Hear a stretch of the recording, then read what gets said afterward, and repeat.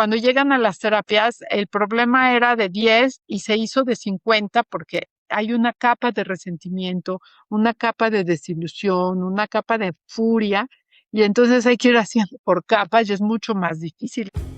Hola y bienvenidos al podcast del Padre JP. Aquí con ustedes el Padre JP. En estos encuentros exploramos ideas que nos vuelan la cabeza para cambiar el mundo y nuestras vidas con la belleza de la verdad. Me pueden encontrar en Instagram y TikTok como padre.jp y en Facebook como Padre JP. Ya estoy también en las principales plataformas de podcast para que nos busquen, sigan y denle a la campanita para no perderse ningún episodio. Espero que que estás a punto de empezar, también te vuele la cabeza. Amigos, hoy tenemos una de estas conversaciones que a todos nos apasiona porque somos muy fans de las conversaciones de psicología, parejas y cosas del género. Y tengo el honor de, como invitada, platicar hoy con alguien que tiene demasiada experiencia, años y años, y no solo eso, sino que también es referencia aquí en México para una de las maneras psicológicas de tratar de ayudar a las parejas más establecidas. Así que gracias, Berta, de verdad, por la oportunidad. Y si quiere, preséntese también para que la gente, la audiencia le conozca. Claro que sí, gracias, padre. Soy Berta Alicia Alcocer. Yo soy psicóloga, hice después una maestría, estudié en la Anáhuac, la licenciatura, y luego hice una maestría en terapia familiar, y más adelante hice un doctorado en ciencias de la familia. Toda mi vida de trabajo, mi vida laboral, ha sido en psicología. Siempre, gracias a Dios, yo no me he cambiado de carrera. Entonces yo empecé a trabajar con familias desde muy pronto porque hice la maestría recién que terminé la licenciatura. Y después, pues fui ajustando según mi desarrollo también personal. Cuando yo estaba en la mitad de la maestría me casé y como a los 2 años tuve hijos, entonces tuve que cambiar un poco los horarios. Ya no podía haber tantas familias que van en la tarde porque pues mis niños entraron a la escuela, entonces yo no los veía en la mañana, ni modo que tampoco los viera en la tarde. Entonces empecé a hacer otras cosas. Hice algunos entrenamientos en MDR, que ahora es muy conocido, pero antes era completamente desconocido. Fui a tomar los cursos en Estados Unidos y así, y empecé a trabajar un poquito también con pacientes individuales, pero siempre con la mirada del sistema familiar, que es lo que yo estudié. Y finalmente ya con el paso del tiempo me fui dando cuenta de que aunque los niños salían muy bien con la terapia familiar, porque la verdad es que es muy eficiente para sacar a los niños de los líos de sus papás, siempre acabábamos un poco con una terapia de pareja. Siempre empezábamos como familia, y acabábamos como pareja, o si no siempre, casi siempre. Y entonces empecé a buscar herramientas, porque son diferentes las herramientas que uno utiliza en terapia de familia que las de terapia de pareja. Y entonces en ese tiempo empecé a leer sobre el método Gottman. Empecé a leer en una revista especializada que estoy suscrita yo creo que soy la primera suscriptora. Desde que me casé me regalaron la suscripción y este año voy a cumplir 41 años de casada. Llevo 41 años de suscriptora. Esta revista se llama ahora Therapy Networker, Psychotherapy Networker. Antes se llamaba Family Therapy Networker. Y ahí apareció un artículo que se llamaba ¿Por qué los matrimonios fracasan o tienen éxito? Y fue de los primeros artículos de divulgación científica de Gottman, del doctor John Gottman. Y dije, esto quiero. O sea, lo leí y dije, esto quiero, lo empecé a seguir. Por supuesto que no había nada aquí en México, entonces pues me fui a tomar los cursos allá con ellos, el 1 y el 2, que son los iniciales. No los pude tomar con ellos, pero los tomé con la gente del instituto, y el 3 ahorré, pero dije, sí, tengo que tomarlo con los Gottman, y me fui a Seattle y tomé el curso, el tercero, y después pues me seguí hasta que logré la certificación y lo traje a México. Invité a una de las terapeutas que podía enseñar el método Gottman en ese tiempo, que hay pocos que pueden enseñarlo en español. Ella es una de ellas, se llama Marcia Gómez. Ella vino, estuvo dando unos cursos, empezó a formar gente que estaba interesada en formarse, y mientras tanto, en paralelo, yo me fui formando como instructora, y ahora soy también instructora del método Gottman en todos los niveles. Estoy acompañando gente que se quiere certificar, y pues eso es lo que ahora hago. Ya no veo familias, veo nada más parejas. Ok. ¿Por qué ¿por qué casi siempre el trabajo con un bueno, vamos a definir tal vez o encuadrar un poco qué es la terapia sistémica para que la gente que no está entendiendo que no está entendiendo de qué estamos hablando, pues pueda familiarizarse con la expresión. Ok. Por mucho tiempo, desde los primeros tiempos del psicoanálisis con Freud y todo, la terapia fue individual, fue siempre individual. Era un espacio, pues les decían sagrado, aunque no era religioso, pero era un Ujú. espacio muy especial donde el paciente podía sacar pues lo que sentía, lo que pensaba, las fantasías, los sueños, y sabía que eso que ahí dijera nunca iba a salir del Ajá. terapeuta, ¿no? Incluso a los niños, por ejemplo, aunque los niños dijeran algo, no se los podían decir a sus papás. Mm. Por ahí de 1950, 60, empezaron a darse cuenta los investigadores de que muchas veces pasaron como dos fenómenos, así rapidísimo los revisamos, no creo que me va a quedar hablando de historia. Ajá. Pasaron dos cosas muy importantes. Una es que los pacientes esquizofrénicos que los tenían internados, antes no había antipsicóticos, o sea que era pura terapia, prácticamente no había medicina más que sedantes. Los mandaban de vacaciones a su casa porque en los hospitales empezaban a mejorar y regresaban de vacaciones peor. Ese fue uno. Y Uf. otro fue que los niños empezaban a mejorar en las terapias individuales, los tenían en su terapia psicoanalítica pasaba muchísimo, un gran porcentaje de esos niños los sacaban de la terapia, no porque iban mal, sino porque iban bien. Por ejemplo, un niño que le daba miedo a los perros, entonces empezaba a tratar la fobia de los perros y entonces al niño ya no le daban miedo a los perros y quería acariciar a los perros, entonces la mamá se aterraba de que el niño se lo fuera a morder un perro o se lo fuera a lastimar un Ujú, perro ujú. y se llevaba al niño a la terapia. Estoy simplificando, pero pasaba mucho ese Claro. fenómeno, ¿no? Entonces hubo unos investigadores, el más reconocido quizá aquí en México es el doctor Salvador Minuchin, que empezaron a decir, tenemos que trabajar con la familia. Y empezaron a trabajar con la familia entera. Fueron unos revolucionarios atrevidos, brillantes, valientes, y lo hicieron de cero, de psicoanálisis privado a terapia familiar en un día, ¿no? Ujú.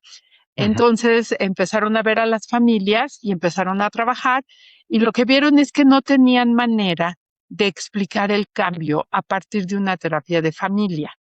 Y entonces empezaron en ese tiempo, estaba muy de moda la teoría general de sistemas para otras ciencias y empezaron a tomar eh, pues los mecanismos, las estructuras de cómo estudiar a la familia como un sistema. Es decir, no nada más considerar al papá, la mamá, más el hijo, más la hija, más el bebé, sino también, y es lo más importante, la interacción, la manera en que se Ujú. relacionan, ¿no? No es lo mismo un papá ausente que deja que la mamá haga todo, que un papá que sí participa o que un papá que no permite participar a la mamá, por ejemplo, ¿no? La relación que tienen los niños, la relación que tienen los hermanos entre ellos, todo eso Sí. no se podía explicar si no tenían una teoría distinta que la teoría individual, la teoría de la terapia individual. Y entonces asumieron la teoría de sistemas y por eso se llamó terapia sistémica.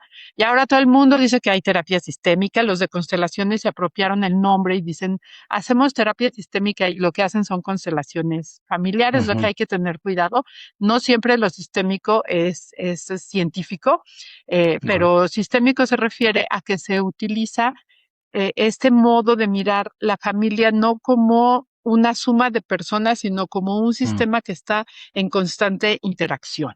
¿Sí? O sea, por Ok. ejemplo, si nosotros nos subimos a un camión ahorita, todos los que están por aquí oyendo se suben a un camión, pues dices buenas tardes, pero no eres un sistema, eres un Mm. grupo de personas aleatorias. Aisladas. Pero si ese camión se quedara en una isla desierta, bueno, no sé cómo iba a llegar a la isla el camión, pero bueno, a un lugar desierto, entonces, y tuviésemos que empezar a hacer cosas para sobrevivir, entonces poco a poco nos iríamos convirtiendo en un sistema y Mm. tendríamos unas interacciones completamente diferentes de las que tenemos cuando estamos solos o con una persona que no conocemos bien. Entonces, es la Claro. interacción lo que hace que el sistema funcione diferente a cómo funcionaría un individuo más otro individuo que no se relaciona. Ujú. Ok, supondría que tiene también eso mucho sentido justamente cuando estás trabajando con el niño, cuando son niños chiquitos, y necesitas afinar algunas cosas en toda la familia y el niño no tiene la capacidad de expresarse del todo de forma tan articulada y necesitas formar a los papás, pero a la vez que el niño se comunique con sus papás, tiene mucho sentido, pero como decía usted, al final uno va a terminar trabajando con los papás prioritariamente, por eso usted terminó yéndose hacia la pareja. Ujú. Exacto. Así Okay. es. Y, En la terapia con los niños no esperamos que el niño nos explique, sino que vemos lo que el niño hace, ¿no? Entonces, por ejemplo, la mamá le dice, ya mi amor, vamos a recoger los juguetes, y el niño pues, no le hace caso, ¿no? Y no recoge nada, hasta saca más cosas y así. O viene el niño y dice, no, mami, por favor. Y entonces la mamá dice, bueno, 5 minutos. O el niño empieza y recoge. O sea, nosotros vamos viendo más que oyendo. Ujú. Okay. ¿Y cuándo es que hoy todavía usted a lo mejor en su práctica detecta que sería necesario que estas personas trabajaran con una terapia sistémica? ¿Hay alguna ocasión así donde usted dice, ok, aquí está el límite de mi acción como trabajo de pareja, ahora sí se necesita la familia completa? Sí, hay casos especiales. En general se pueden trabajar desde la pareja nosotros le decimos destriangular, porque uno de los grandes factores que generan patología en las familias es que un niño esté triangulado. Se supone que la interacción entre el papá y mamá para tomar las decisiones importantes debería de ser lineal, o sea, entre dos personas con una jerarquía Iguales. similar. Ajá, pero no siempre pasa eso. Algunas veces no se pueden hablar directo, hay mucho conflicto, hay peleas, hay desacuerdos que no están hablados o hay una dificultad, una falta de experiencia en cómo hablar de las dificultades y entonces hablan e interactúan a través del niño. Por ejemplo, el niño dice, esta sopa sabe feo, ¿no? No, ya no quiero sopa. Y entonces la mamá le dice, no, mijito, te la tomas, está muy buena, yo ya la probé, ¿no? Y el papá, que pudiese estar enojado con la mamá, le dice, déjalo que no se la tome porque está fría, ¿no? Cualquier cosa. Y entonces es en lugar de pelear con la mamá y decirle, no me gusta cómo educas al niño, no seas tan rígida, me caes gorda o cualquier cosa que necesitara decir, la desautoriza en frente del niño. Y así, hay mil ejemplos de eso, y entonces la comunicación se triangula.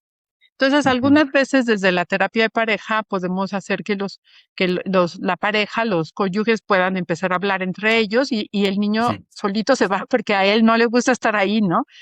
Pero a veces no. Y en esas ocasiones, con casos complicados o con síntomas muy riesgosos, como puede ser una depresión con pensamiento suicida en un adolescente, con niños que están a punto de perder un año académico, con enfermedades psicosomáticas, es mejor que también los vean en familia para trabajar la parte de los niños o en una terapia individual. Uno ahí va decidiendo, ¿no? Como según lo que va sucediendo en cada momento. En lo que se le llamó a la familia porque su hijo, bueno, el nieto, un niño chiquito, no me acuerdo, tal vez 8 años, estaba teniendo mucha dificultad para dormirse y me decían que luego le entraba como el miedo a la muerte, ¿no? Al niño. Y entonces como que eso estaba causando mucho pues desgaste emocional para toda la familia, ¿no? Y bueno, quiero saber qué piensa usted de lo que hice yo. Pues yo fui o sea, me invitaron porque evidentemente en esas ocasiones dicen, pues que venga el padre a bendecir el cuarto por si las dudas, no sé qué, ¿no? Entonces ya, pues fuimos, bendecimos el cuarto y luego nos sentamos en la sala y empecé a platicar con él, ¿no? Le decía, ¿qué pasa? Y dice, no, es que me surge eso, no sé qué, y me da este miedo, ¿no? Y yo le dije, mira, estaba ahí toda la familia, le dije, pregúntale a tu abuelo si él tiene este miedo también. Y él le preguntó a la abuela. Y el abuelo dijo, sí, pues claro que tengo miedo a la muerte. Ok, ahora pregúntale a tu abuelita. Y la abuelita, sí, también, y no sé qué. Entonces, como que fue un momento de conversación donde, a mi parecer, eso fue, igual hizo una aberración, usted me corregiría, pero a mi parecer fue un momento donde él normalizó lo que él estaba sintiendo. Y a la vez, en ese momento que se abrió la conversación, en vez de ser una cosa contra todos, estamos con miedo y tenemos luchando, fue algo normal, como que, ok, ¿y qué hacen ustedes? No, pues pensamos así, hacemos esto, pero también no sé qué y tal. Y se platicó sobre el tema. Y eso le ayudó al niño como no sé, a bajar la intensidad de la ansiedad que eso le generaba. Algo así está, ¿cómo lo ve? Claro, muy bien, sí, y de hecho la técnica se llama exactamente así, normalizar, así tal cual, ¿no? O sea, en lugar de que sea una tragedia, es algo que a todos nos pasa y eso baja la ansiedad por sí sola.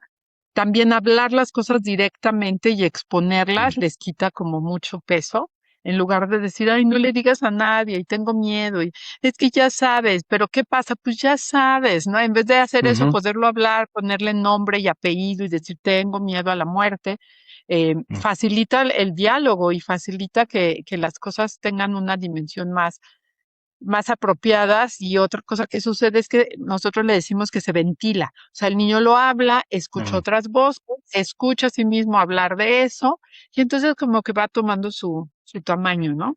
Algunas veces ujú. pasa eso. Ujú. Okay.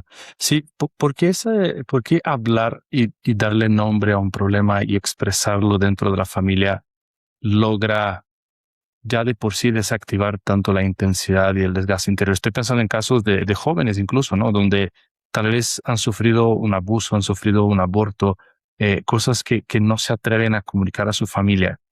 Y eso la tensión va escalando, necesariamente va creciendo. ¿Por qué es tan terapéutico y tan transformador el abrirlo y el hablarlo y el llamar la cosa por su nombre? Pues muchas razones, hay muchas razones. La primera, quizá la más importante, así a bote pronto, fue que la jerarquía de importancia no esté muy bien pensada, pero a bote pronto, diría yo que la más importante es que una vez que uno tiene algo que considera secreto y que le da mucha vergüenza, uno deja de relacionarse por completo con los demás. O sea, hay una Mm, parte mía que no dejo que nadie conozca, está como cerrada, como si tuviera un closet o un cuarto secreto. Y entonces las interacciones empiezan a volver un poquitín, sí, depende del tamaño del secreto y el tiempo, pero se empiezan a volver un poco dudosas. O sea, mi mamá mm, me quiere mucho, está aquí conmigo, me querría igual, me apoyaría igual si supiera esta cosa mm, terrible que yo hice, por ejemplo. ujú, No ujú, puedo recibir las cosas buenas, las cosas malas, un castigo, un regaño lo recibo como por un lado con lo que estoy mostrando, pero también me lo merezco, soy muy malo, etcétera, ¿no? Entonces, ujú, ese cuarto secreto hace más daño que abrirlo. Ese es uno, ¿no? Otra cosa es que cuando uno se acerca a otra persona y le cuenta algo así, por necesidad se establece una comunicación, una conexión. Nosotros, estamos cableados, nuestra cabeza está hecha, nuestro corazón, todos nosotros estamos hechos para amar, para conectar. O sea, desde el instante mismo de nacer, la primera necesidad y la primera meta de vida es que un bebé establezca una conexión con su mamá o con su papá, con sus cuidadores, ¿no? Y hasta el momento de la muerte, ¿no? O sea, todo el mundo sueña con morir rodeado de los suyos, ¿no? Digo, ya que te ah, tienes que morir, rodeado de los tuyos, no ahí solo en un cuarto, ¿no? Entonces, esa conexión es de vida o muerte, es fundamental para la salud. Entonces, cuando uno logra contar esto y hace una conexión, claro, pueden pasar dos cosas. Puede pasar que efectivamente la mamá diga, pues no te quiero volver a ver, vete de esta casa, y en ese caso, pues las cosas se complican. Pero normalmente, cuando uno se abre, recibe una aceptación que no esperaba y la conexión se profundiza. Entonces, esa conexión nos da fuerza. Quizá lo más difícil en la vida es enfrentar un problema solos, estar solos. Esa sí, sensación de soledad es el problema más fuerte emocional que existe.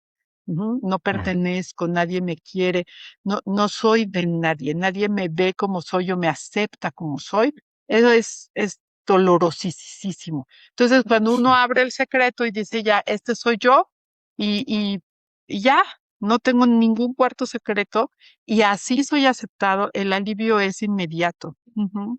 Esa, sí, esa parte de la conexión es otra cosa, ¿no? Y la sensación de culpa, de mentir, de ocultar, esa sensación de siempre estoy fallando porque no estoy siendo honesto, también mm, baja. Y entonces nos permite usar todos nuestros recursos, no para cubrir, no para engañar, no para dar imagen, no para protegernos, sino para resolver lo que hay que mm, resolver, ¿no? ok.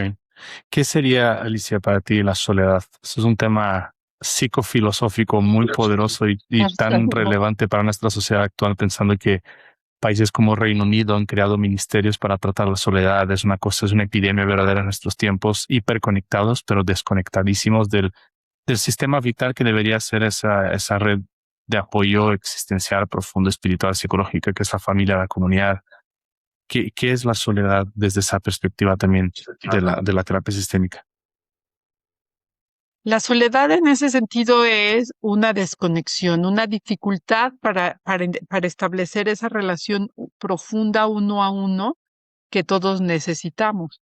Entonces, todos necesitamos momentos de uno a uno, a pesar de que podemos conectar con mucha gente y es muy revitalizador, como por ejemplo cuando uno da una plática y la gente lo está siguiendo o una clase, ¿no? Conectamos con todos los alumnos, si es que conectamos con todos los alumnos, se siente uno muy bien, sientes esa conexión o un grupo que tiene una meta conjunta, una meta común. O sea, hay conexión grupal y es muy linda, pero todos necesitamos esa conexión uno a uno, ¿no? Y esa falta, esa dificultad, esa incapacidad o esa pérdida de esa conexión uno a uno, se puede vivir como mucha soledad, ¿no? Por ejemplo, el caso de la señora que tiene, señor o señor, pongamos señora, ¿no?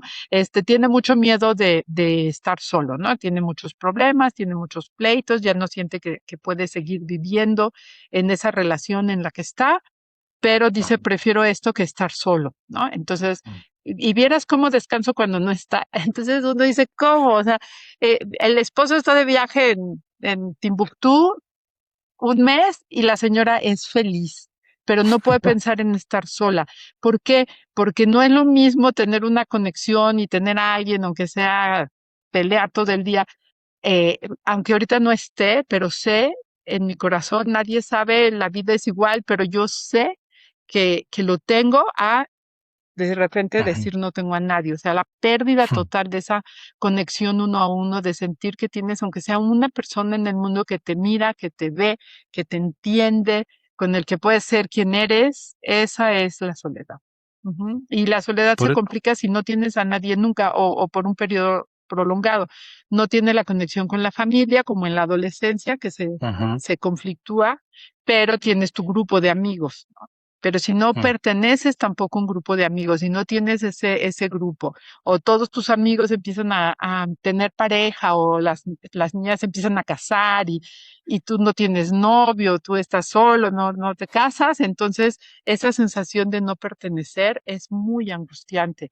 Te remite al miedo de morirte que puede tener un bebé cuando nace, ¿no? O sea, si yo estoy solo en el mundo, me muero. Un bebé solo Ujú. antes de los 10 años, yo creo, se muere, ¿no? Pero un bebé chiquito se muere completamente si está solo. Entonces, yo creo que es un poco el regreso a ese miedo, te remite, pero es muy doloroso. Me hace pensar ese ejemplo que dio usted de la señora, porque acompañando a jóvenes, lo que veo comúnmente es que cuando cortan las parejas, o sea, digamos que uno que los conoce, los está acompañando, va viendo un montón de señales de que esta relación no está funcionando, la persona se enoja, la persona incluso te dice, no, creo que estoy pensando en cortarlo, de esto y del otro, y ya que sucede el corte, empiezas a idealizar y a ignorar, ¿no? Y decir, no, pues igual y si hubiéramos cambiado esto, si hubiera funcionado, pero es que, mira, también tenía todo esto que era tan bueno y todas esas memorias que vivimos, justamente porque creo que ese instinto de no querer estar solo o sola te va a hacer recapitular mucho de tus vivencias anteriores por evitar que esto vuelva a suceder o no sé, ¿no? Con tal vez empujarte hacia conectarte otra vez con tal de que esto, ese vacío no se proyecte hacia el futuro, ¿no? Sí, hay mucho miedo ahí. Después, entonces, fue usted moviéndose hacia un trabajo más con parejas. ¿Cómo es que debería ser la relación de la pareja para que también, o cómo trata usted esa instrucción de la pareja para que impacte el sistema de la familia, aunque solo se enfoque en ellos dos? Es interesante porque cuando la pareja se lleva bien, se transmite. Por ejemplo, se modela. La pareja está en un desacuerdo y pueden ponerse de acuerdo. La pareja, a lo mejor uno dijo alguna cosa, no, ya. Bueno, haz lo que quieras. Y entonces el otro repara y dice, discúlpame, no lo quise decir así. Y todo eso lo están viendo los niños, ¿no? Entonces van aprendiendo, van así exactamente normalizando una cosa u otra. Pueden normalizar los gritos, pueden normalizar los malos tratos, pueden normalizar que uno ignore al otro, o pueden normalizar y aprender cómo es una relación buena. Entonces, cuando tú fortaleces una pareja y joven, sobre todo cuando los niños todavía viven en casa, se fortalece la familia simplemente por efecto secundario, ¿no? Esa es una cosa que pasa. En segunda, cuando los dos están bien conectados, una de las cosas que hace fuerte a una pareja es tener una meta en común, hacia dónde vamos juntos, ¿no? Eso es muy importante, siempre se evalúa. Ustedes, ¿para qué se casaron? Y cómo ven que se están apoyando o no se están apoyando en conseguir sus metas, etcétera. Entonces, generalmente los hijos son una de esas cosas. Bueno, no quiero decir que los niños sean cosas, pero son una de esas metas que uno Sí, se claro. pone, ¿no? Como es lo que queremos. Una de las cosas que buscamos como pareja es que los hijos sean felices, que sean personas de bien, que sean buenas personas. Entonces, se convierte en algo que se hace en común y son dos inteligencias, dos fortalezas, dos personas completas cuidando al niño en lugar de una persona por acá y otra persona por allá, ocupando la mitad de su tiempo en pelearse, en discutir, en ver quién gana y no se aprovecha toda la inteligencia familiar, todas las fortalezas familiares, ¿no? Todas las capacidades. En una familia la pareja se está peleando, se desperdicia mucha energía, mucha capacidad, mucha inteligencia, mucha mirada. Entonces es terrible. Por eso es importante que la pareja esté bien. Ahora, si además de todo requieren algo de instrucción, yo hago algo que se llama psicoeducación, entonces se dan como capsulitas. Te voy a contar por qué es importante que te pongas de acuerdo con tu esposa antes de dar una orden, ¿no? ¿Por qué es importante que aunque tu esposa esté diciendo algo con lo que tú no estás al 100 de acuerdo, lo hables cuando no estén los niños y no discutas en frente del niño? A menos digo, todo con sentido común, ¿no? Si hay Claro. un abuso, un maltrato, pues bueno, no, pero Sí. en una situación que no es extrema, espera y lo platicas después por esto y se les da, ¿no? Cosas, por ejemplo, los papás que son muy rígidos y que no dejan que tomen decisiones. Bueno, mira, es muy peligroso que los niños estén sin reglas, pero también es muy peligroso que no aprendan a tomar decisiones y entonces les vas dando ideas, les vas dando conceptos y luego les ayudas a que lo platiquen entre ellos para llegar a acuerdos y si no es suficiente, pues ya los tienes que mandar también a que trabajen, como decíamos hace rato, ¿no? En familia o alguna otra cosa. Pero en general la gente, cuando ya bajó la tensión de pareja y empieza a poner la mirada en los hijos o en otras cosas, lo empieza a hacer bien, empieza a coordinar esas cosas mejor, ¿no? ¿En algún momento usted los separa y habla solo con él, luego solo con ella? A veces, poco, pero sí. Ujú. ¿Cuándo es que se detecta esa necesidad? Bueno, muy al principio, como que hay momentos, ¿no? Muy al principio de las terapias, una de las cosas que uno quiere evitar es que la información que se dé o las cosas que salen en la terapia se usen como palos para pegarle al otro, ¿no? Entonces, por ejemplo, Sí. damos los resultados de una evaluación y yo digo, en este momento ella tiene menos confianza en él que él en ella, ¿no? Yo les digo, por ejemplo. Y entonces, para la siguiente sesión ya tuvieron un pleitazo porque, a ver, ¿por qué no me tienes confianza? Eso sí, ¿por qué no le dijiste a la doctora que lo que tú haces? Pero, o sea, empiezan a usar esa información en contra del otro. Entonces, al inicio de la terapia, muchas de las cosas que se dicen a solas es para no dar pie a que se use mal la información. Entonces, por ejemplo, mira, yo lo que veo es que tú estás utilizando, quizá no te das cuenta, quieres hacer fuerte a tu marido, quieres un marido fuerte, y sin embargo, mira cómo lo bajas. Ajá. Lo rebajas en frente de los niños, le quitas fuerza, le haces esto, entonces ten cuidado, ¿cómo podrías hacerlo de otra manera? Y todo. En lugar de decírselo en ese momento, claro, hay algunas cosas que se hacen en vivo, pero si vemos que no es suficiente, trabajamos en que puedan de alguna manera verlo a solas y no que después el señor le diga, ya, pues ya hasta te lo dijo la doctora. Así se usa mucho al principio, hasta Sí, claro. se acusan. Dile a Berta, a ver, dile a Berta, a ver, porque a ella no se lo cosas así. Ya más adelante, en la terapia, cuando la terapia ya va más avanzada, cuando ya no están viendo quién es el bueno y quién es el malo, algunas veces se requiere citar a alguno solo, cuando son cosas, por ejemplo, de familia de origen, cuando son cosas de infancia o así, ¿no? Por Sí. ejemplo, a ti te duele muchísimo cuando no te sientes el primer lugar, ¿no? Una pareja que estoy viendo ahorita que ella es muy unida a su familia y él es muy solo, ¿no? Él no es tan unido y además Ujú. de verdad está muy solito. Entonces, pero sí resiente mucho el tiempo que ella le da a su familia de origen. Entonces, como por ejemplo ahí podría ser decirle a él, tú lo resientes mucho porque tú creciste solo, pero vamos a revisar si este dolor te lo está haciendo ella, este dolor que sientes es porque ella no te da el tiempo a ti, no te pone en primer lugar, o es porque simplemente está tocando la herida vieja de estar Ujú. tan solo en tu propia familia de origen, ¿no? Entonces todo Ujú. eso es mejor hacerlo a solas, ¿no? Que hacerlo Claro. enfrente de ella. A veces es bueno que lo oigan, pero a veces lo que yo hago es como desatorar y luego ya que él le cuente, por ejemplo, en ese caso, que él le contara a ella lo que pensó, lo que platicamos, pero ya como más Ujú. trabajado. Por ejemplo, esas son las cosas que puede hacer. O un patrón muy atorado, que no se desatora y no se desatora, bueno, como entrar a fondo a cada uno y sacar Ujú. información para después destrabar en la sesión. Ujú. ¿Qué es lo que los jóvenes deberían trabajar en sus relaciones de pareja antes de casarse, pensando que con estos retos que hemos estado hablando, estas dificultades, esas peleas, esos problemas, cómo prevenirlos, cómo discernirlos incluso desde el noviazgo, si es esa persona para mí, si me caso con ella o no, qué deberían tener presente, qué deberían trabajarse? Bueno, una de las cosas que yo creo que sería de veras importante es que los chicos aprendieran, que todos aprendiéramos, la verdad, a resolver los problemas, técnicas y estrategias de resolución de problemas sin la necesidad de Mm. ver quién gana.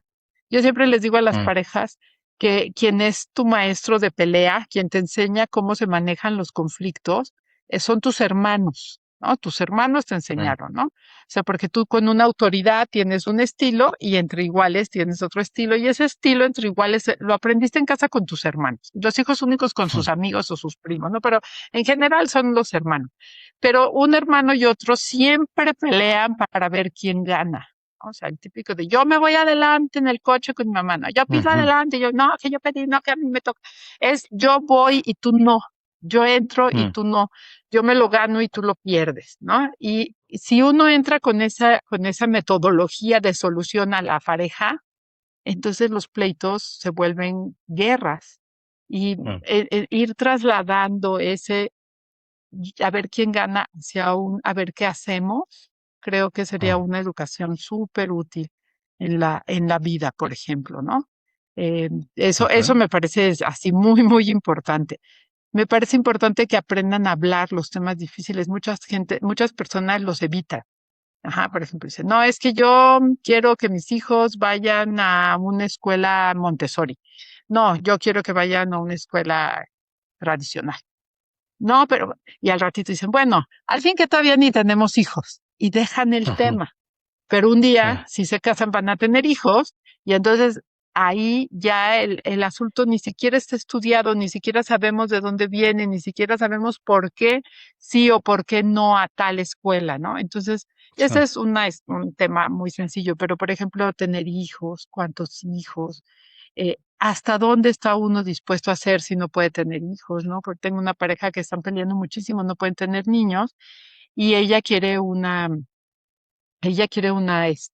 pues hacer todo, ¿no? O sea, hasta pues toda la reproducción asistida, incluso hasta Ujú. conseguir una donante de óvulos, ¿no?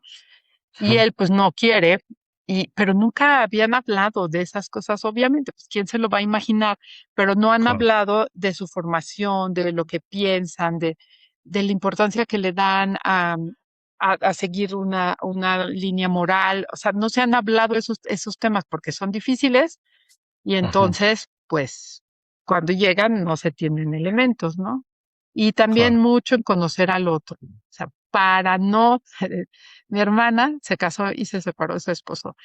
Y cuando estaba en ese proceso, yo le dije que fuera a terapia. Pues, que hermana de psicóloga, ¿qué le va uno a recomendar, no? Pues ve a terapia. Y entonces Ajá. me dice, es que si voy a terapia, eran novios. O sea, si voy a terapia, no me caso.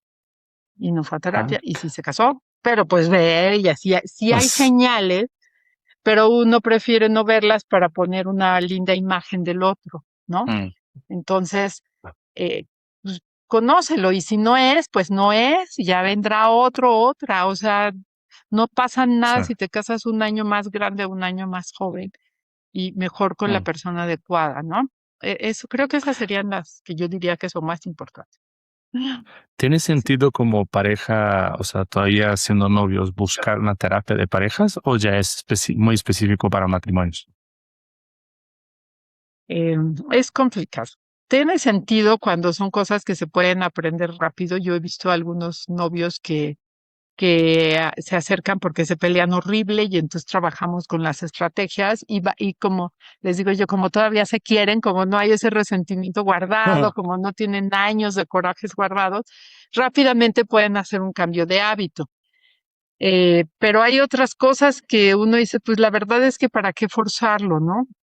Mm, Es como muy individual, pero por ejemplo, una pareja que en el noviazgo fue infiel, híjole, van a casar, si logran superarlo y se casan, se van a casar con una, pues con una desconfianza, con una sí, duda claro. que les va a estorbar en el futuro, ¿no? Entonces yo no digo que no, que nunca se casen los que ya fueron infieles, pero yo sí pensaría mucho si les conviene una terapia o si mejor les conviene cerrar esa relación, llorar la pérdida y buscar a alguien que sea más afín a las convicciones. Sí, sí lo pensaría mucho para una cosa como una infidelidad, ¿no? Por ejemplo.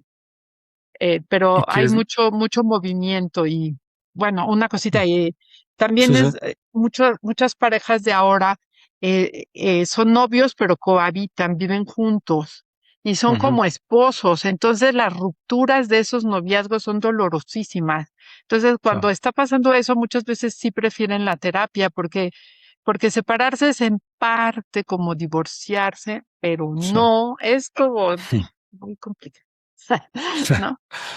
Sí, sí, sí, sí, yo creería que viene como consecuencia de lo que está usted recomendando, la claridad, ¿no? O sea, esa claridad mental, hablada, de los límites, justamente para evitar tantos ámbitos de ambigüedad que solo van a favorecer los conflictos, como por ejemplo justamente la cohabitación es lo que permite muchísima ambigüedad que después Muchísima no sabemos qué ambigüedad. somos, ¿no? No sabemos qué Ajá. somos y Y nos con vamos la idea un arrastrando y vamos poco, arrastrando problemas. ajá. Y la idea un poco que si no funciona, pues terminamos, pero ni termina ni funciona. Exacto, Y entonces exactamente. es terrible, sí, sí, eso dificulta. Entonces, yo he tenido parejas que en esas circunstancias buscan la terapia y yo no los desaliento a la terapia, pero por eso, porque es casi como un matrimonio en el sentido de Mm, convivencia, de la profundidad de su relación, de la dependencia que se ha creado. Entonces, a veces es mejor sí tratar de resolver, pero bueno, hay que como que ir a cada caso. Pero si son novios, mm, novios y no está funcionando, sí habría que checar que sea una cosa chiquita, que se pueda aprender pronto o mejor ujú. decir, pues no forzamos, ¿no? Okay. Sí, eso me sirve a mí también porque sí tenía ese conflicto cuando luego llegaban, padre, queremos llevar una dirección espiritual en pareja y justo para mí es de que, a ver, espérame, si todavía necesitan ustedes tener libertad para discernir si quieren comprometerse, cómo, o sea, cómo es que van a estar forjando sus identidades uno de cara al otro si todavía no están comprometidos en ese proceso, ¿no? Pero eso aclara bastante. Ahora, entiendo que también en esta relación de pareja, tú quieres que tu pareja sea suficientemente igual a ti como para que no estés chocando todo el tiempo, pero suficientemente diferente de ti como para complementarte, ¿no? ¿Cómo encuentras ese equilibrio? ¿Qué es lo que ves en toda la experiencia, todos esos años que lleva usted tratando con parejas? ¿Cuándo es que la diferencia es demasiado? ¿Cuándo es que la igualdad es demasiado? Sí. Ese es uno de esos equilibrios difíciles en la Ajá. vida, igual que qué tan cerca y qué tan lejos, ¿no? Son de los que Ujú, uno nunca está perfecto más que ratito. ujú, El equilibrio perfecto dura un rato, ¿no? En la luna de miel están juntos todo el día y así, padrísimo y todo, ujú. pero pues son 10 días, ¿no? Ya para el 11 ya dice, "Ay, ya, yo quiero como estar solo un rato, ¿no? Ajá. Entonces, es difícil porque las dos necesidades compiten y lo mismo sucede con la semejanza y la diferencia. Compiten un poco, o sea, sí necesito que sea diferente, pues para que complemente, para ver otro punto de vista, para, para crecer juntos, para hacer Mm, o asomarnos a otras perspectivas, ¿no? Pero sí necesito que sea lo suficientemente igual como para que podamos hacer acuerdos, ¿no? Entonces, yo les aconsejo a los chicos cuando me preguntan a tiempo que traten de buscar lo más parecido en los principios, en los valores, mm, aunque haya muchas diferencias en las cosas cotidianas, ¿no? Pero, por ejemplo, que ujú, los dos sí tengan claro, por ejemplo, que vamos a tener esta guía moral, o sea, sí vamos a seguir la línea, por ejemplo, si somos católicos, vamos a ser católicos, ¿no?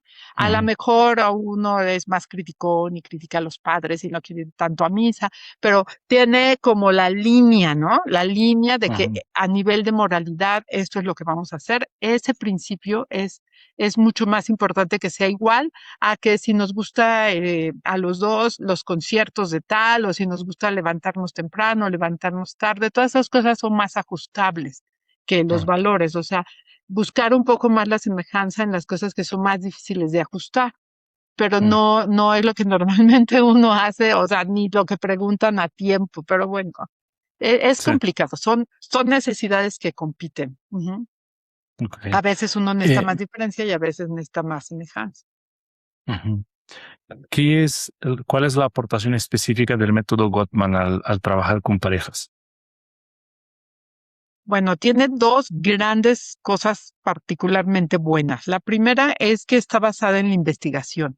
Es un método Mm, muy, muy investigado, de verdad investigado. Cuando uno se mete a leer, a leer, a leer lo que hicieron ellos, el que lo da a conocer es el doctor Gottman, pero él no trabajó solo, él tuvo equipos, tuvo compañeros, hizo un montón de sus primeros libros fueron con su mejor amigo que después falleció, pero no solo él, ¿no? Pero de verdad hicieron mucha investigación, mucha buena investigación.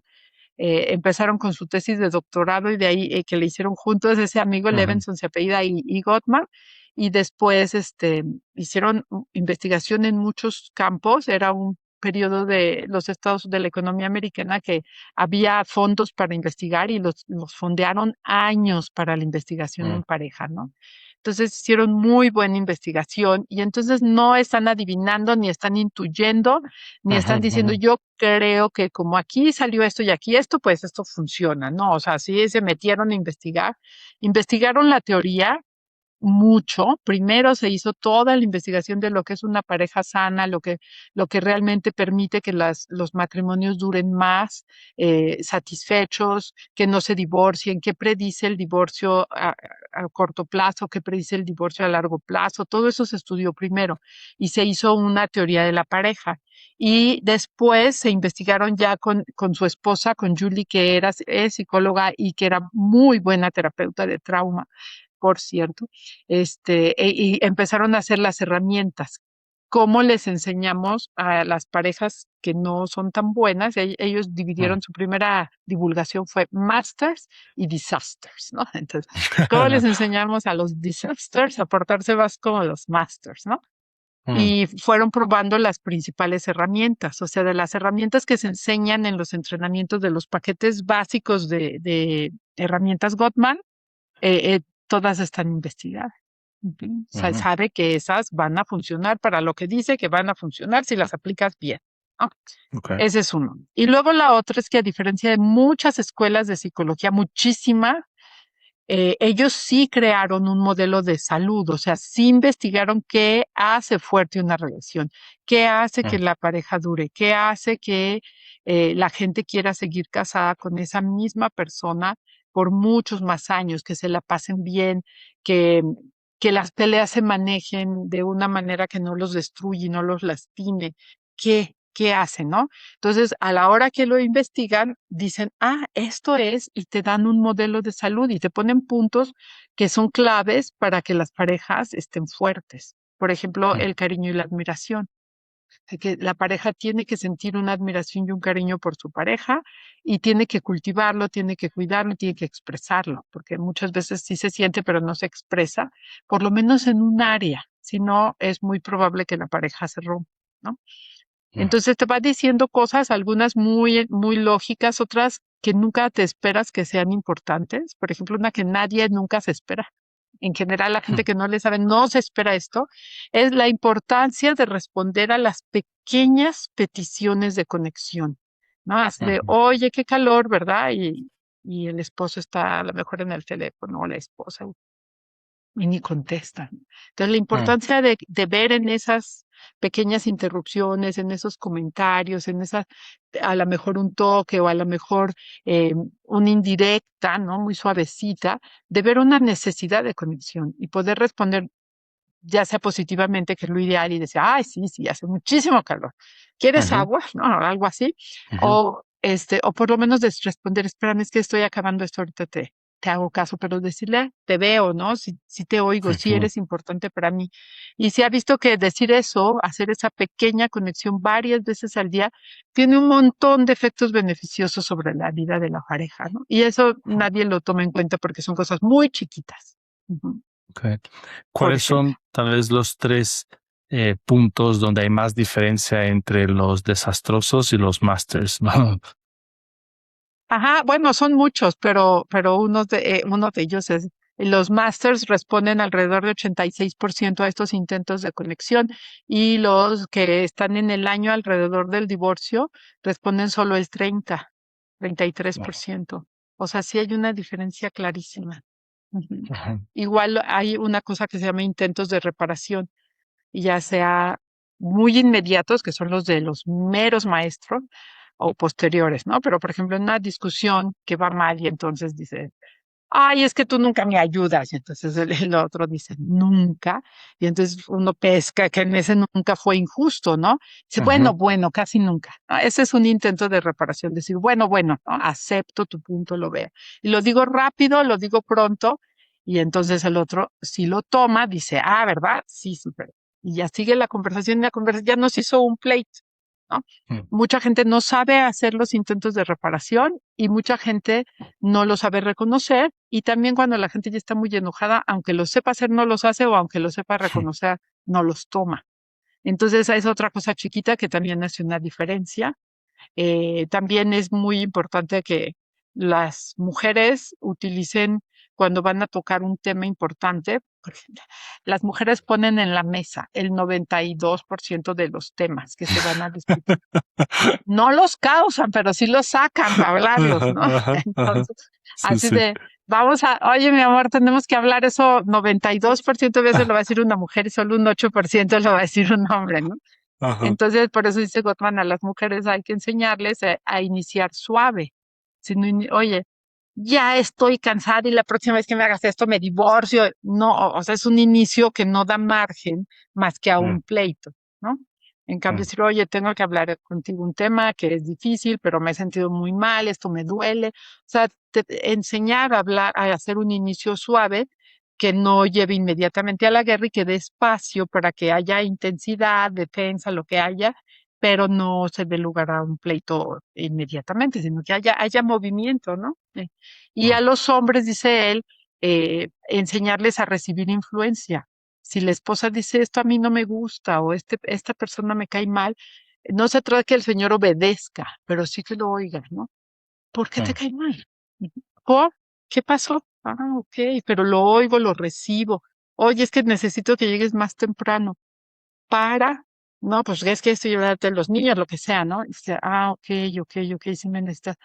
No sé si pueda hoy, pero te sirve mañana. O sea, no tiene que obedecer, solo tomar Ujú. la indicación. Y muchos hombres están acostumbrados a fuera, las mujeres no les Mm. recibimos, ¿no? Porque no quieren ser mandilones, X. O así los educaron, ¿no? Entonces, esas dos cosas también son predictores, y también en las peleas, el uso del desprecio. O sea, no la Mm. crítica de todo el mundo, que todo el mundo critica cuando está enojado, o casi todo el mundo, sino el desprecio. Eh, Mm. Siempre me dices lo mismo, no, y con la cara.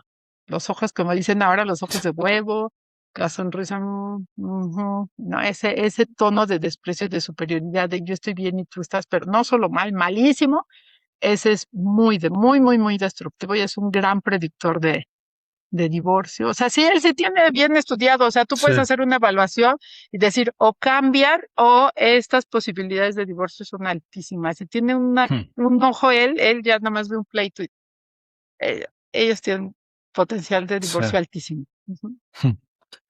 Ahora que mencionó la diferencia entre hombre y mujer, ¿cómo es que esa diferencia juega? ¿En qué otros factores de la interacción de pareja, qué otras dimensiones de la relación de pareja son impactadas por esa diferencia? ¿Qué cosas son más típicas del hombre? ¿Qué dificultades, retos o ventajas o fortalezas están más de un lado y qué fortalezas, ventajas o dificultades, debilidades están más del otro? Pues hay dos cerebros, ¿no?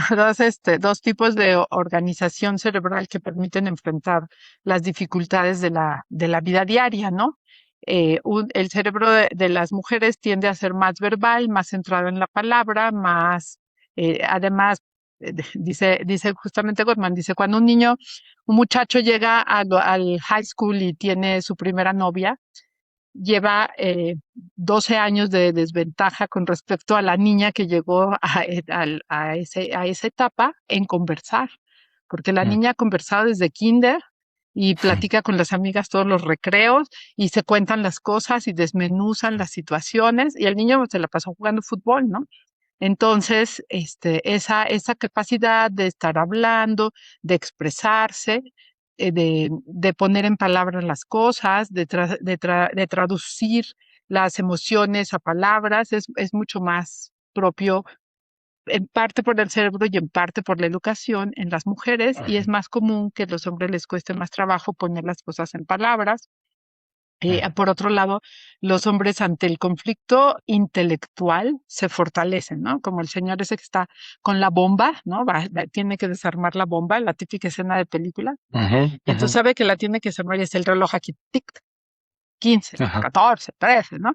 El señor está ahí puesto y se fortalece ante ese conflicto intelectual, pero ante el conflicto emocional, el conflicto interpersonal, los hombres se cargan más rápido de angustia, les dura mucho más la activación fisiológica, o sea, fisiológicamente se activan, Ujú. les sube la presión más rápido y más alto que a una mujer Alto. en situación similar y así. Por eso los hombres no quieren pelear y dicen, no, mejor haz lo que quieras, pero claro, eso a los 10 años pues se convierte en un divorcio, ¿no? Sí. Pero bueno, esa es una diferencia, ¿no? Mm. Entonces hay que ayudar a las mujeres a modular su lenguaje. Las mujeres pueden ser terriblemente destructivas con su boca. Ajá, y aparte Ah. con cara de angelito. Ay, mi amor, no, no, ni siquiera tienen que levantar la voz y ¡bum! Bombas, bombas, bombas, bombas, ¿no? Mm. Entonces, muchas veces hay que, cuidado, eso duele, eso es una crítica, te estás poniendo en una posición de superioridad, mide la palabra, fíjate lo que le estás diciendo, o sea, eso, ¿no? Y por el otro lado, el hombre pues es mucho más práctico, mucho más espacial, mucho más enfocado hacia los hechos, ¿no? Hacia la parte Ujú. de solución más que de análisis verbal. Y entonces a ellos hay que a veces enseñarles a hacer pues esa verbalización de los estados emocionales. Cuéntale a tu esposa cómo te sientes cuando te dice eso. Y dice, pues mal. Pues sí, pero mal, a ver, mal triste, mal enojado, mal decepcionado. Pues mal, no tienen ni siquiera el vocabulario, ¿no? Ajá. Entonces, a veces hay que darles un poco de eso, no a todos, hay muchas excepciones en ambos lados, pero digamos como estadística, Sí. eso es una cosa que estorba, que juega en contra, ¿no? Mm. Pero eso también es muy rico cuando la pareja está bien. O sea, la señora está desbordada y Mm. todo, y él dice, a ver, espérate, vamos a ver qué pasa. Y entonces, dice, bueno, y entonces ven qué pasa y la mitad de lo que ella temía no pasó, pero Ujú. algunas cosas sí pasaron, entonces las hablan y entonces resuelven para la próxima, hacen un mejor plan, ¿no? O sea, Sí. él puede calmar, ella puede analizar. O sea, bien usado es útil, pero puede ser un Mm. poco jugar en contra. Eso es una cosa que sucede. Quizás esas son las que se me ocurren más de pronto, no se me ocurre otra que sea de género. Bueno, creo que también interviene mucho en la crianza, en los estilos Mm, diferentes de relacionarse de papá con hijos que mamá con hijas. Los mm, juegos son diferentes, los estilos son diferentes ah, y la idea es que aquí sí juega la mujer en contra, como en general suele pasar, hasta en Suecia, que es así súper desarrollado y da 1 año de permiso de maternidad para los papás también, etcétera, son las mamás las que pasan más tiempo con los niños, por biología también, ¿no? ujú, Entonces la mamá cree que conoce todo perfecto y entonces quiere dirigir cómo juega el papá. Ahí ujú, va, es al revés, ¿no? Del señor que no habla y eso estorba aquí, estorba esta mamá aquí. No, no seas tan brusco, no le digas esto, no le pongas esto, no le ujú. hagas así, y entonces está dirigiendo al papá y entonces le va quitando espontaneidad al papá. Y lo que hace el señor para no pelear, porque le digo que no les gusta pelear, entonces es alejarse, ¿no? Entonces eso muchas veces juega en contra, ¿no? Mm. Mi Esas son las frase que se me ocurren favorita, así de rápido. mi frase favorita de esos últimos tiempos, y creo que de alguna manera toca varios de los temas que usted mencionó, pero también quería saber su reacción. Les digo a las parejas lo siguiente: cuando el hombre se omite, la mujer se pone controladora, ¿no? Claro que yo empiezo por el hombre porque me gusta retar a los hombres, pero también la ecuación puede empezar del otro lado, ¿no? Si la mujer se pone controladora, el hombre se omite, justamente porque es ese factor de prefiero evitar el problema, pero en la medida que me omito, ella se siente insegura y entonces va a intentar o sea, compensar con el control, direccionando, dando, ¿no? Y si el hombre no ofrece, si el hombre tiene que ofrecer seguridad para que ella pueda confiar, o la mujer tiene que confiar para que el hombre pueda ofrecer seguridad. Es un juego siempre de los dos lados y eso, Es un de cierto círculo, modo, sí. es un círculo más bien, ¿no? Exacto, justo, no hay un lugar de inicio, pero es como yo lo entiendo.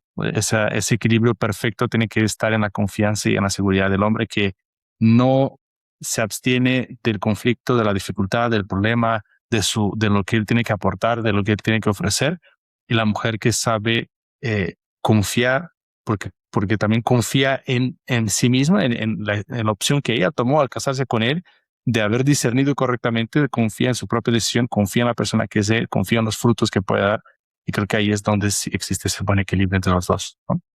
Ujú. Tiene Así sentido. es, exacto, sí. Sí, sí. Okay. ¿Cuáles son esos ingredientes del marco de salud que dijo usted que Gottman ellos desarrollaron? Entonces, no solo un aparato de análisis patológico, que es lo que muchas veces la psicología hace, sino que también un marco de la salud. ¿Qué elementos nos faltan aquí para la conversión para entender mejor ese ejemplo de una familia, de una vida saludable? Ellos dividen todo en tres grandes sistemas: un sistema de amistad, un sistema de solución de conflictos, que ya lo hemos tocado, y un sistema de Ujú, trascendencia, ¿no? okay. El de amistad y el de trascendencia no lo hemos tocado tanto. Entonces, ellos dicen que una buena pareja son amigos, ¿no? Son amigos, primero se conocen, se cuentan las cosas, se respetan, valoran la opinión uno del otro, pasan Ujú, tiempo juntos, se dedican tiempo, se priorizan uno al otro y han desarrollado como unas habilidades o una sensación, han hecho un trabajo que permite sentir confianza y la confianza da seguridad, ¿no? O sea, yo confío en que tú no me vas a traicionar, yo confío que tú vas a estar ahí para mí cuando yo te necesite, yo confío en que tú me cuidas aunque yo no esté presente y eso me da seguridad. Y por el otro lado, también se desarrolla un sentido de equidad. Los dos trabajamos a fondo por esta relación, los dos ponemos todo en esta ujú, relación. Por eso duelen tanto los secretos de esos de, ay, aquí nosotros, como decía una señora, yo comiendo galletas de animalito y él invirtiéndole a escondidas al negocio de sus papás, ¿no? Entonces, ujú, ese tipo de cosas duelen muchísimo porque rompen la sensación de equidad, ¿no? Yo ujú, pongo mucho compromiso y tú no pones el compromiso. Eso duele mucho en una relación, ¿no? ujú, Entonces, la amistad, cuando está fuerte, da lugar, dicen ellos, a una mirada que ellos le llaman perspectiva positiva, una creencia, una mirada, una idea de la que uno está convencido de que su pareja es buena persona. Sí, lo único que le encargué hoy en todo el día es que por favor trajera hielo para la cena. El señor llega y trae cualquier cantidad de cosas, pero no trae el hielo, ¿no? Entonces, si la perspectiva es positiva la esposa puede decir, ay, este hombre que es tan distraído, pero no dice, me hace esas cosas, quiere echarme a perder la cena. No dice, es un egoísta, egocéntrico, o la palabra de hoy, es un narcisista que solo piensa en él, ¿no? No dice Ujú. esas cosas, ¿no? Es una buena persona que tiene errores. Ajá. Cuando no hay esa perspectiva positiva y es negativa, es terrible, porque entonces todo, la otra persona es mala en general y todo lo que haga, hasta lo bueno, pues es sospechoso, ¿no? Entonces, Mm. ellos dicen de la amistad y luego dicen de un sentido de trascendencia que es un para qué estamos juntos, ¿no? ¿Para qué? ¿Qué vamos a dejar? Por Mm. ejemplo, a los hijos, ¿qué les va a quedar de ejemplo, de mirada, de cómo nos van a recordar? ¿Qué podemos hacer juntos que no podríamos hacer solos? ¿Cómo Mm. soy mejor persona junto a ti que lo que sería yo solo, ¿no? Y tener nuestros sueños, nuestras metas. Tú me apoyas en mis sueños, yo te apoyo en los tuyos y además tenemos metas juntos y los dos trabajamos por las metas del otro, aunque no sean las mías y aunque no me convenzan, ¿no? Si tú lo que quieres es viajar y a mí me dan miedo los aviones, pues aunque sea, te acompaño al aeropuerto y te recojo del aeropuerto, Ujú. pero apoyo tu sueño, ¿no? Ese sentido de trascendencia suena como ligero, como light, pero cuando la gente no lo tiene, sí se ve la carencia. Por ejemplo, una pareja que yo vi, les decía, bueno, y ustedes, estoy recopilando su historia, y entonces les digo, y ustedes finalmente se casaron, que se fueron a vivir juntos, que en la pandemia vivieron juntos, ¿no? Les digo, y finalmente se casaron, y dice, sí, sí nos casamos, dice, porque, dice la señora, porque todos nuestros amigos tenían una fecha para festejar su aniversario y nosotros no teníamos fiesta. Entonces dijimos, pues vamos a casarnos para tener una fiesta. Entonces, esa era la razón de casarse No. y de verdad que se notaba en su falta de acuerdos, en la falta, tenían un niño chiquito, en la falta de compromiso de lo que cada uno pensaba de que tenía que hacer el niño. El otro no estaba comprometido. Por ejemplo, ella era muy de la comida natural, que ahora sí es orgánica y no sé cuánto. Y él le daba igual y se llevaba al niño y le compraba cualquier cosa, ¿no? Y la señora, bueno, no solamente se enojaba, sino que lo sufría, pero no Mm. tenían ese compromiso, ese te cuido, eh, tenemos que llegar juntos a viejitos, tenemos que Mm. mostrar una imagen, ¿no? A nuestro hijo de lo que es una pareja, de lo que es el amor. Pues se casaron para tener una fiesta, ¿no? Para celebrar. Entonces, ese motivo, ese sentido de trascendencia ausente, se nota y hace mucha falta. Mm. Y ahí es donde también la parte de los valores que decía usted antes, que es muy importante, supongo, ¿no? Porque esos valores van a guiar esa visión de la trascendencia y hacia dónde vamos a ir y cómo vamos a caminar. ¿Cómo? Claro. Entonces, en ese sentido es súper, súper enriquecedor para una relación de pareja que la pareja tenga una religión y un sentido espiritual compartido. Mm.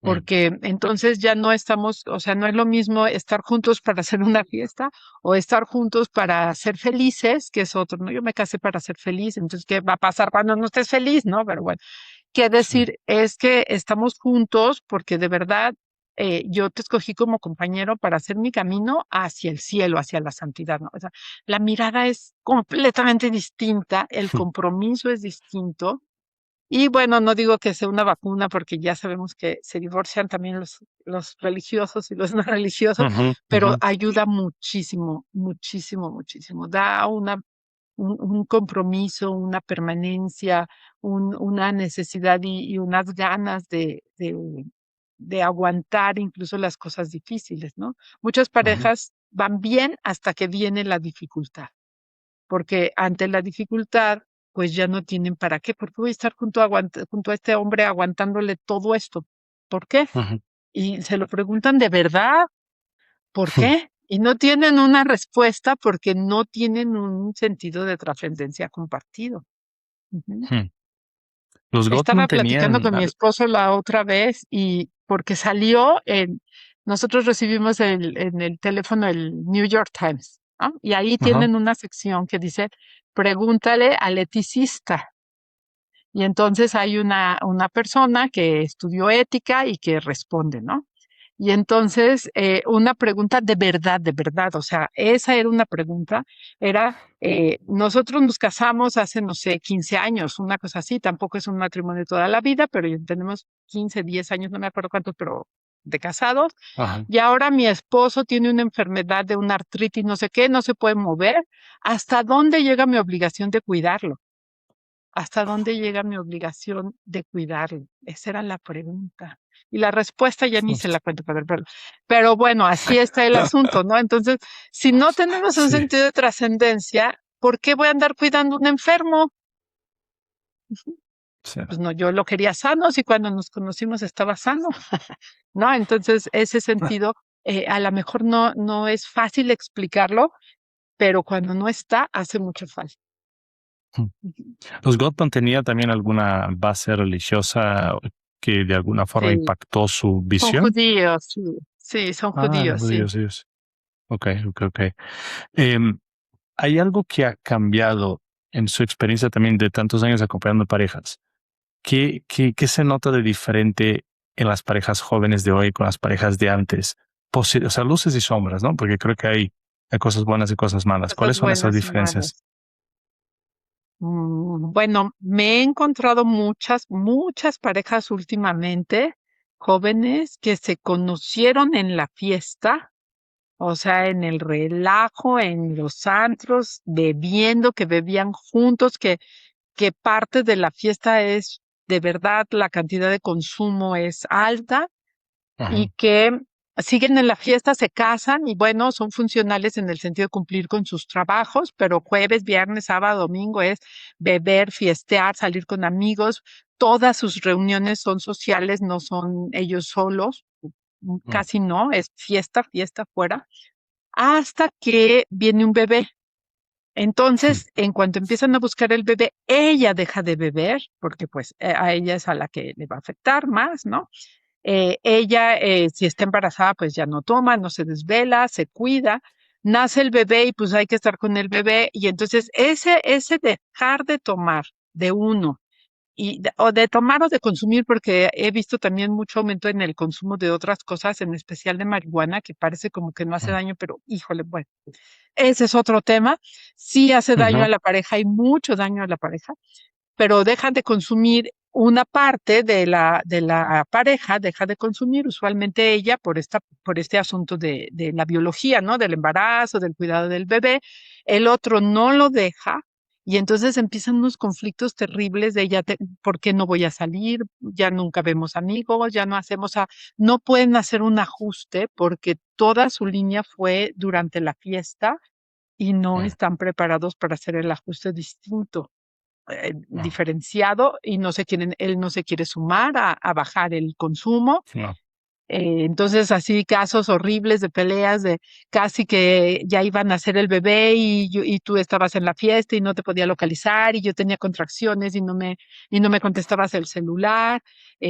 Otra familia que tuve que él usaba marihuana, él lo seguía usando con todo y un bebé muy chiquito. Y una vez la señora, que es por lo que llegan a la terapia, se encuentra al bebé chupando la, pues, pipa, o no sé cómo se llama, que él usa, pero el bebé ya chupándola. O sea, en una qué fuerte. incapacidad de cuidar, ¿no? Una incapacidad de dar ese cuidado. Entonces, estas cosas son como muy de moda, ¿no? Mm, Por otro mm, lado, de cosas buenas, como usted dice, luces y sombras, en cuanto a luz, yo veo parejas mucho más equitativas y también parejas que están muy decididas a buscar ayuda a tiempo, en lugar de esperar mil mm, años, pueden llegar. Y siempre que me piden así, se me hablan o me escriben, oye, tenemos pocos años de casado, pero yo siempre digo, oye, muchas felicidades por buscar tu ayuda a tiempo, ¿no? Siempre les digo eso. Pero mm, bueno, piden ayuda a tiempo, ya no les da pena pedir ayuda. Como cosa ujú. chistosa, cuando yo empecé a trabajar, nadie me pedía recibos porque les daba pena meter un recibo de psicóloga a sus declaraciones. Y desgraciadamente ya Uh. no les da pena, y ahora todo el mundo quiere recibos y entonces yo tengo que declarar todo. Ya no puedo Ya. quitar, sí, ya no les da pena, ¿no? Por ejemplo. Y por el otro lado, también veo como una pérdida de miedo a divorciarse. sea, pues no, pues nos Mm, divorciamos como muy normalizado, que también se vuelve en contra a veces cuando hay una época difícil, ¿no? mm. Pues quizá eso ¿Y sea las que más qué veo. qué habría que rescatar del modelo de las virtudes matrimoniales, tal vez de otro tiempo? Bueno, yo rescataría mucho la idea de que sin irse a extremo, yo rescataría la idea de que sí hay que hacer pequeños sacrificios, que sí hay que hacer ajustes, ¿no? Que no se puede vivir, no podemos esperar que la relación de pareja, ni la vida, ni estar solo, ni estar casado, ni tener novio, Ujú. ni nada, es así felicidad, así todo Claro. rosa todo el tiempo. Y entonces a veces uno tiene que hacer un esfuerzo más, ¿no? O sea, cuando vas a estar casado por muchos años, pues a veces tu esposo se enferma, a veces tu esposo no tiene trabajo, a veces la esposa engorda o enflaca, o yo qué sé, cosas que tú tienes que hacer ajustes para Mm, las expectativas que tenía, ¿no? Hay muchos eh, maridos se quejan de eso. Es que tú te cuidabas mucho ya. Pues sí, pero tuve gemelos, o sea, ujú, por favor, voltea acá y pon los pies en la tierra y ayúdame a ver que soy más que un cuerpo, ¿no? O sea, ujú, esa idea de que hay que ajustarse juntos, de que hay que trabajar juntos por la relación y que a veces sí se tiene que ceder. Eso yo mm. rescataría, sin irse a los extremos del sacrificio y así. Mi abuelita decía, es que esa es mi cruz. Y yo digo, ay, no, qué feo, porque yo no quisiera como ser la cruz de mi marido, ni así creo que me tiene que llevar a fuerza, ¿no? Pero no ir a un extremo de que te tengo que aguantar todo porque pues así me tocó, ¿no? Pero sí a una idea de, pues tenemos que ponerle a esto para que funcione, tenemos que trabajar y a veces el trabajo puede ser difícil, puede ser ceder, dejar de hacer alguna cosa, ¿no? Mm, Eso yo rescataría de antes mucho y eso sería yo creo que lo primero que rescataría. Y también trabajaría mucho con las actividades familiares sin, o sea, una fiesta de cumpleaños sin cientos de gente animadores y juegos, ajá. y luego los perritos, y luego el mago, y luego los magos, ¿verdad? ¿Sí? Y entonces está como todo planeado, todo hecho como esas fiestas de jugar todos, de irse al día de campo, jugar que béisbol o fútbol allí en el parque, esas cosas de convivencia como más natural, esas creo que harán mucha falta. Mm, mm. Esas serían las que ¿Cuándo, se me ocurren. Sí. cuándo es que tú dices, Berta, ya aquí, ya realmente el siguiente paso es el divorcio? O sea, ya. ¿Cuándo es que se llega a ese momento? Gottman dice que es cuando el sistema de admiración está muerto, cuando ya no hay nada de admiración por el otro y hay desprecio en vez de admiración. Mm, Yo nunca lo digo. Yo les digo, yo lucho con ustedes si ustedes luchan, pero esta pareja necesita mucho trabajo y necesito que se dejen guiar y necesito que lo hagan en casa y necesito que practiquen, pero yo nunca yo nunca digo ya, nunca lo he dicho y yo espero nunca decirlo, yo nunca digo ya. Si ellos quieren, si ellos trabajan por su matrimonio, yo me quedo con ellos trabajando por su matrimonio y mm, nunca digo ya. Lo que sí me ha tocado decir es, tal vez yo no soy la terapeuta que ustedes necesitan ahorita ya, ¿no? O sea, mm, busquen si yo ya hice todo lo que yo creo que puedo hacer y no hay un cambio que los deje ya tranquilos, busquen en otro lado, busquen otro enfoque, busquen desde otra mirada. A lo mejor les ayuda más ahorita tener una terapia de este tipo y mm. sí lo he llegado a sugerir, pero yo nunca digo ya, pero sí lo pienso. Sí lo pienso cuando hay mucho, bueno, siempre digo hay que parar cuando hay maltrato, cuando hay violencia, o sea, hay que parar, hay que hacer lo que se tenga que hacer, incluso una separación terapéutica cuando hay maltrato, violencia, ¿no? Pero fuera de donde hay un riesgo, en estas Ajá. adicciones donde ya el nivel de consumo ha perdido el control y la gente Sí. está en riesgo, obviamente. Pero bueno, digamos, fuera de esas cosas Sí. de peligro, Yo normalmente no lo digo. Lo he llegado a pensar y me dice una amiga, ya sé que tú no les vas a decir, pero si fuera tu hija, ¿le dirías que siguiera? Entonces, bueno, ya Mm, cambio un poco la pregunta y digo, oye, es que sí, para cambiar esto está muy difícil, pero es una decisión que ellos tienen que tomar, ¿no? Yo claro. solo les digo, esto está muy difícil y no vamos a lograr un cambio de así absoluto, vamos a lograr un ajuste, ¿no? Ujú, claro. Em, Me acuerdo que incluso el oyente pueda aprenderlos y decir, ok, o después tal vez investigarlos más, pero de todos modos salir de este episodio con algunas cosas prácticas que puede ejercitar con su pareja. Eso que usted dice que hacen sobre la casa, él le llama la conversación del estado de la relación, haciendo alusión a ese informe que da el presidente norteamericano del Estado de la Unión, ¿no? O Ah, sea, haciendo alusión a ok. eso, ¿no? ¿Cómo estamos? Ajá. Y él recomienda hacerla cada semana. Mi experiencia personal, así personal, es que cada semana puede ser un poquito demasiado. Entonces yo les digo, bueno, cada 15 días, ¿no? Pero Ok. lo que él dice es, no dejes que las cosas crezcan. Vamos a platicar, a lo mejor él dice una vez a la semana y vamos a dedicar una hora para checar cómo van las cosas y otra hora para salir solos, ¿no? Hacer algo solos o Mm, más horas, no importa, pero mínimo una solos, sin niños, sin papás, sin amigos, solos. Si tienes bebés y no tienes que sal darle la vuelta a la manzana, o sea, no tienes ah, que irte lejos, pero sí estar solos, ¿no? Y en esa conversación se hace una revisión de la semana o de la quincena. ¿Cómo nos fue? ¿Cómo estuvo? ¿Qué fue lo bueno? ¿Qué te gustó de esta semana? ¿Qué fue lo malo? ¿Qué fue lo que no te gustó? ¿Hay algo que no te gustó? Y ahí se revisa si se quedó una pelea sin cerrar, si se quedó algo que no digerimos. Ellos tienen un ejercicio muy especial para trabajar, para digerir o procesar las peleas. Si tuvimos una pelea donde se nos olvidó todo lo que hemos aprendido en la vida, mm, entonces por lo menos procesarla y decir, esto no lo hubiera hecho, sé que aquí te lastimé, o sea, se procesa, es un ejercicio muy estructurado, ¿no? Muy bonito. Entonces, procesar una pelea si fuera mm, necesario, revisar algunas cosas que a lo mejor no alcanzaron a hacer una pelea, pero que no me gustó. No me gustó que estábamos con los amigos y yo te dije varias veces ya vámonos y tú me ignoraste, ¿no? O sea, no es que sea un pleito, pero la verdad se siente feo tenerlo que decir tan fuerte que todo el mundo se da cuenta que yo ya no quiero estar ahí, mejor, ¿no? mm, Este tipo de cosas se pueden procesar. Se revisan si es que alguna otra cosa quedó ahí pendiente.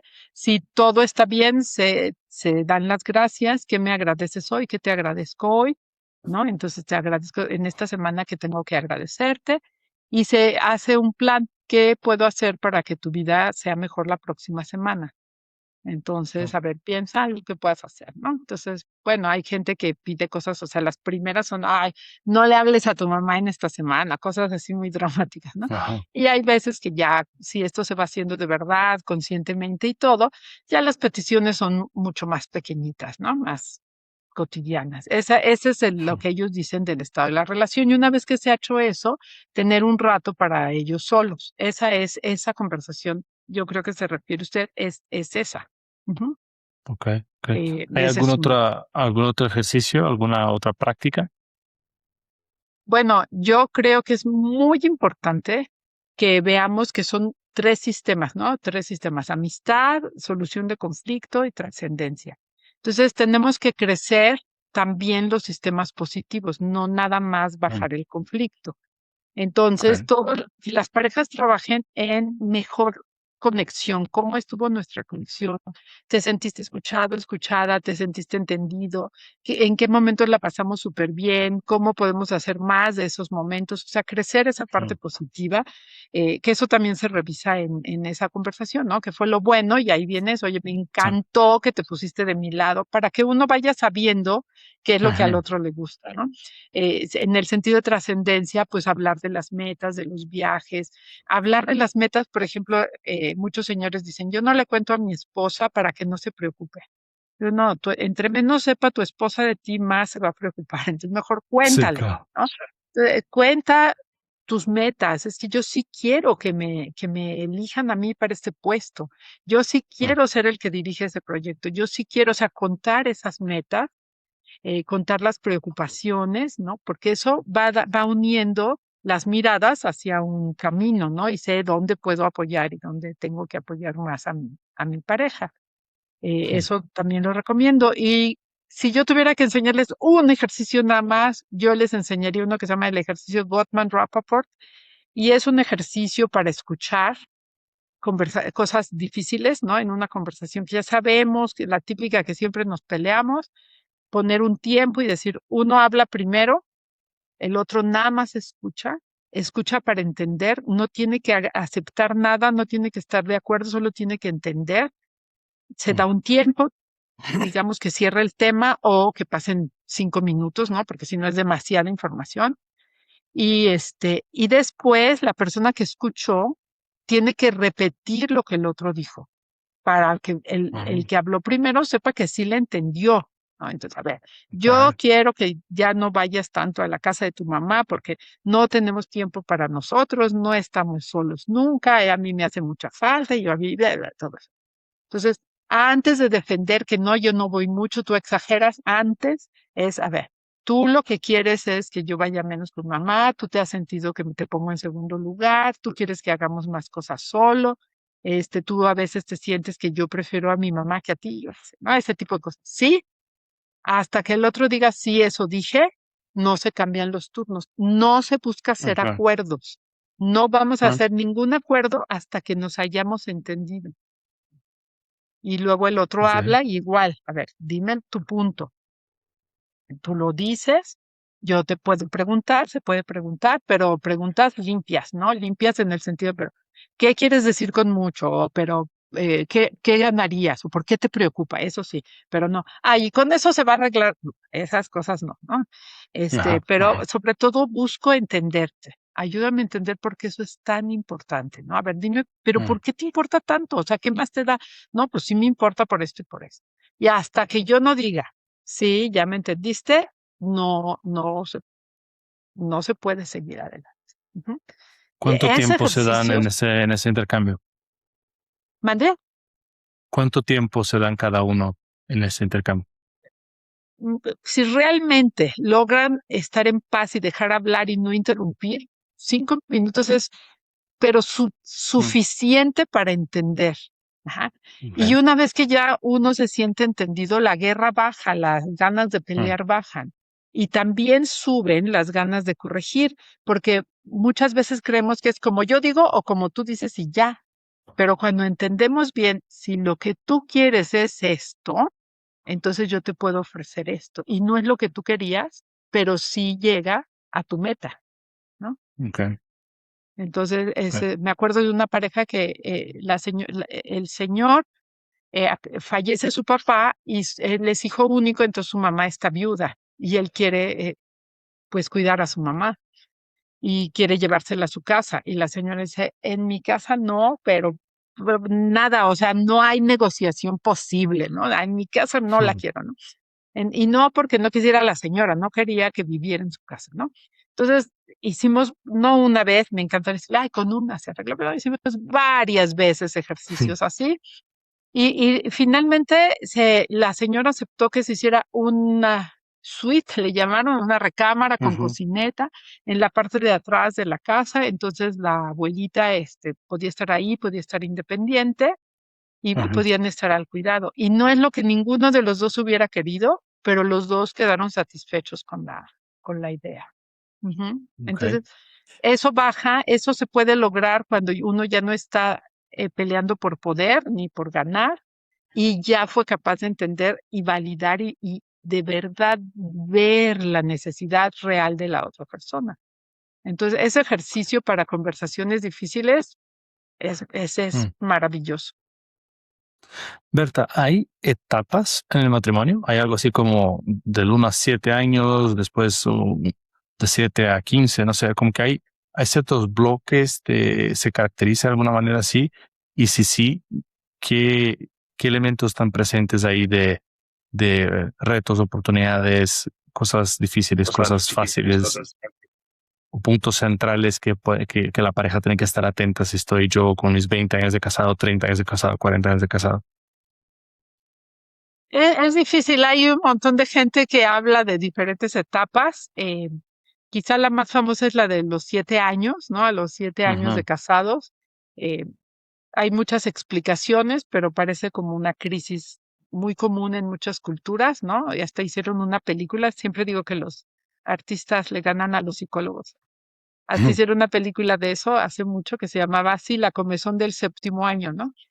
Y ujú, finalmente una explicación un poco más científica de eso es que aún en los mejores casos del superenamoramiento, o sea, en esa primera etapa el enamoramiento tiene que irse transformando en amor, porque ujú, aún en los mejores casos del enamoramiento, cuando de verdad, o sea, la ducha hormonal que llaman los españoles, dicen la ducha hormonal, así el ujú, baño de hormonas que llega cuando uno se enamora, aunque sea la más intensa del mundo, no alcanza a durar más de 7 años, así ujú, intensa.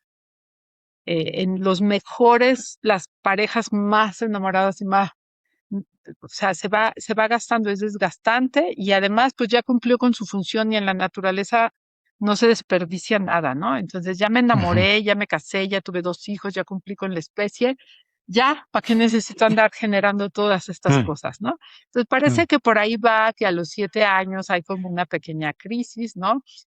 Donde ya se acabó esa fantasía y entonces tenemos que entrar a la realidad, pero autores más serios, más que proponer por periodos de tiempo, proponen como subidas y bajadas, ujú, como ilusión, como, o sea, como admiración y crecimiento y todo lo ponemos un poco casi, casi irreal, ¿no? Es la ujú, princesa, es el príncipe, ¿no? Hay esa ilusión y luego hay un periodo de desilusión porque la realidad nos jala y nos hace ver que ni era, como dice una amiga, ni era príncipe ni tenía caballo, ¿no? Entonces, tenemos que ver la realidad, pero la meta de una buena relación es que en esa desilusión que tú ves a la persona, ya no ves lo que tú te imaginabas de la persona, sino la persona más real, tú puedas enamorarte de nuevo de esa persona real. Ajá, ujú, más real, cada vez más real. Entonces te vuelves a enamorar de lo que conoces, de lo nuevo. Sí, pues no era príncipe, sí, no, pues sí, no tenía caballo, pero bueno, es muy buena gente, está muy guapo, lo que sea, podemos enamorarnos de esa persona real un poco más. Y hay otro periodo hasta de enamoramiento, vuelve a haber algunas, no, no la crisis, no el enamoramiento así gigantesco, pero hay otro periodo como de luna de miel en esa etapa y va subiendo así y de repente hay otra desilusión.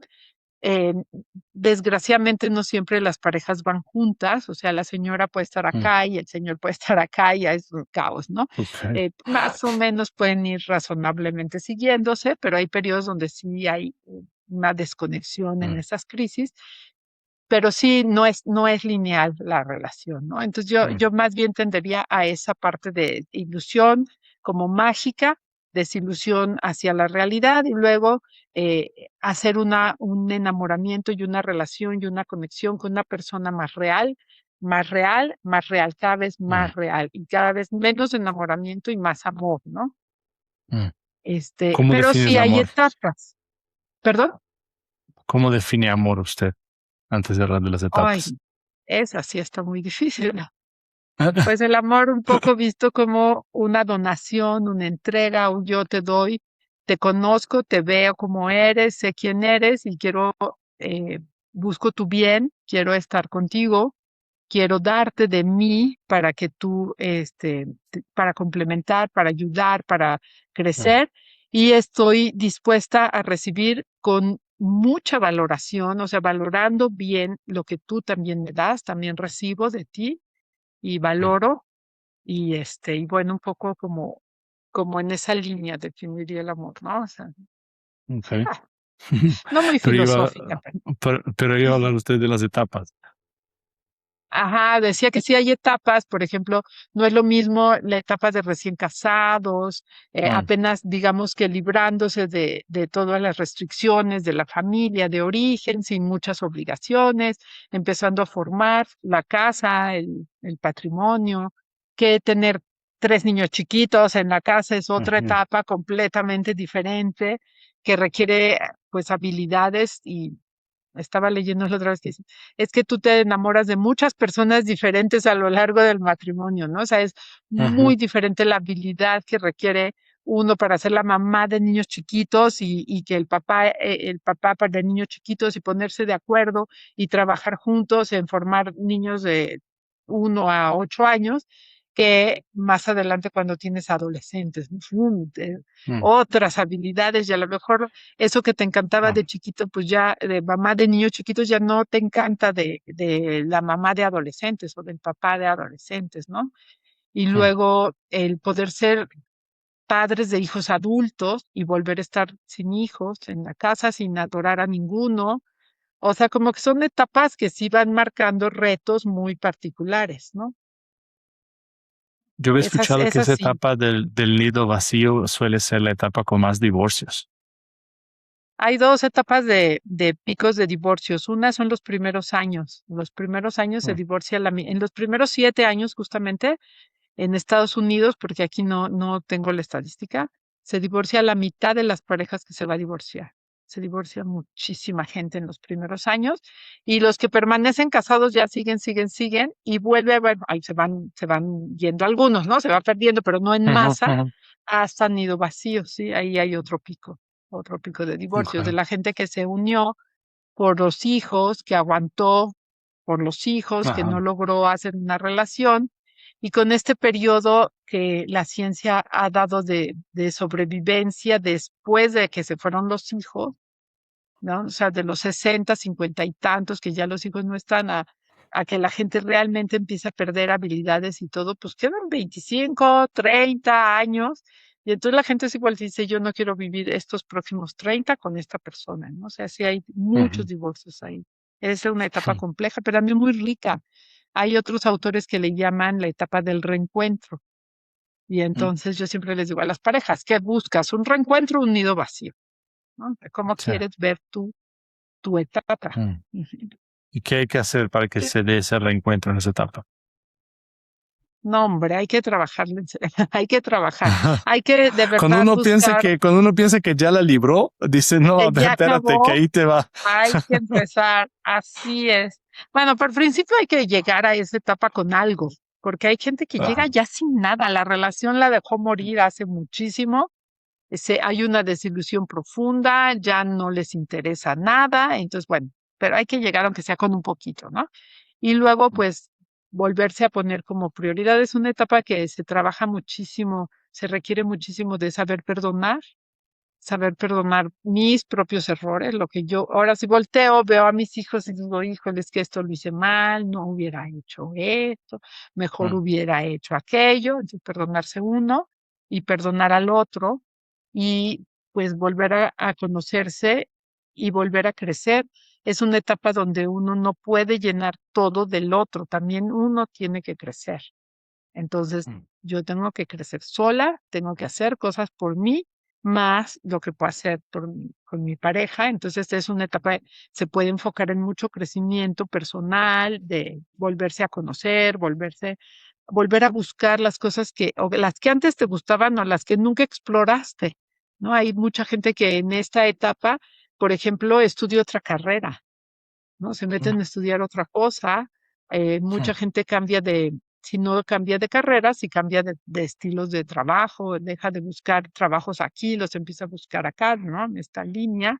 Entonces, Mm. ese cambio permite como un refrescarse, pero la pareja tiene que ser partícipe, ¿no? No es de que, pues, ¿qué crees? Yo ahora ya quiero ser, no sé, escalar el Everest, entonces ya me voy y aquí están todas mis cosas, nos vemos dentro de 6 meses que regrese de Nepal, no, pues no, o sea, hay que hacer Ujú. partícipe al otro y tratar de hacer una parte de desarrollo personal y una parte de desarrollo con la pareja también.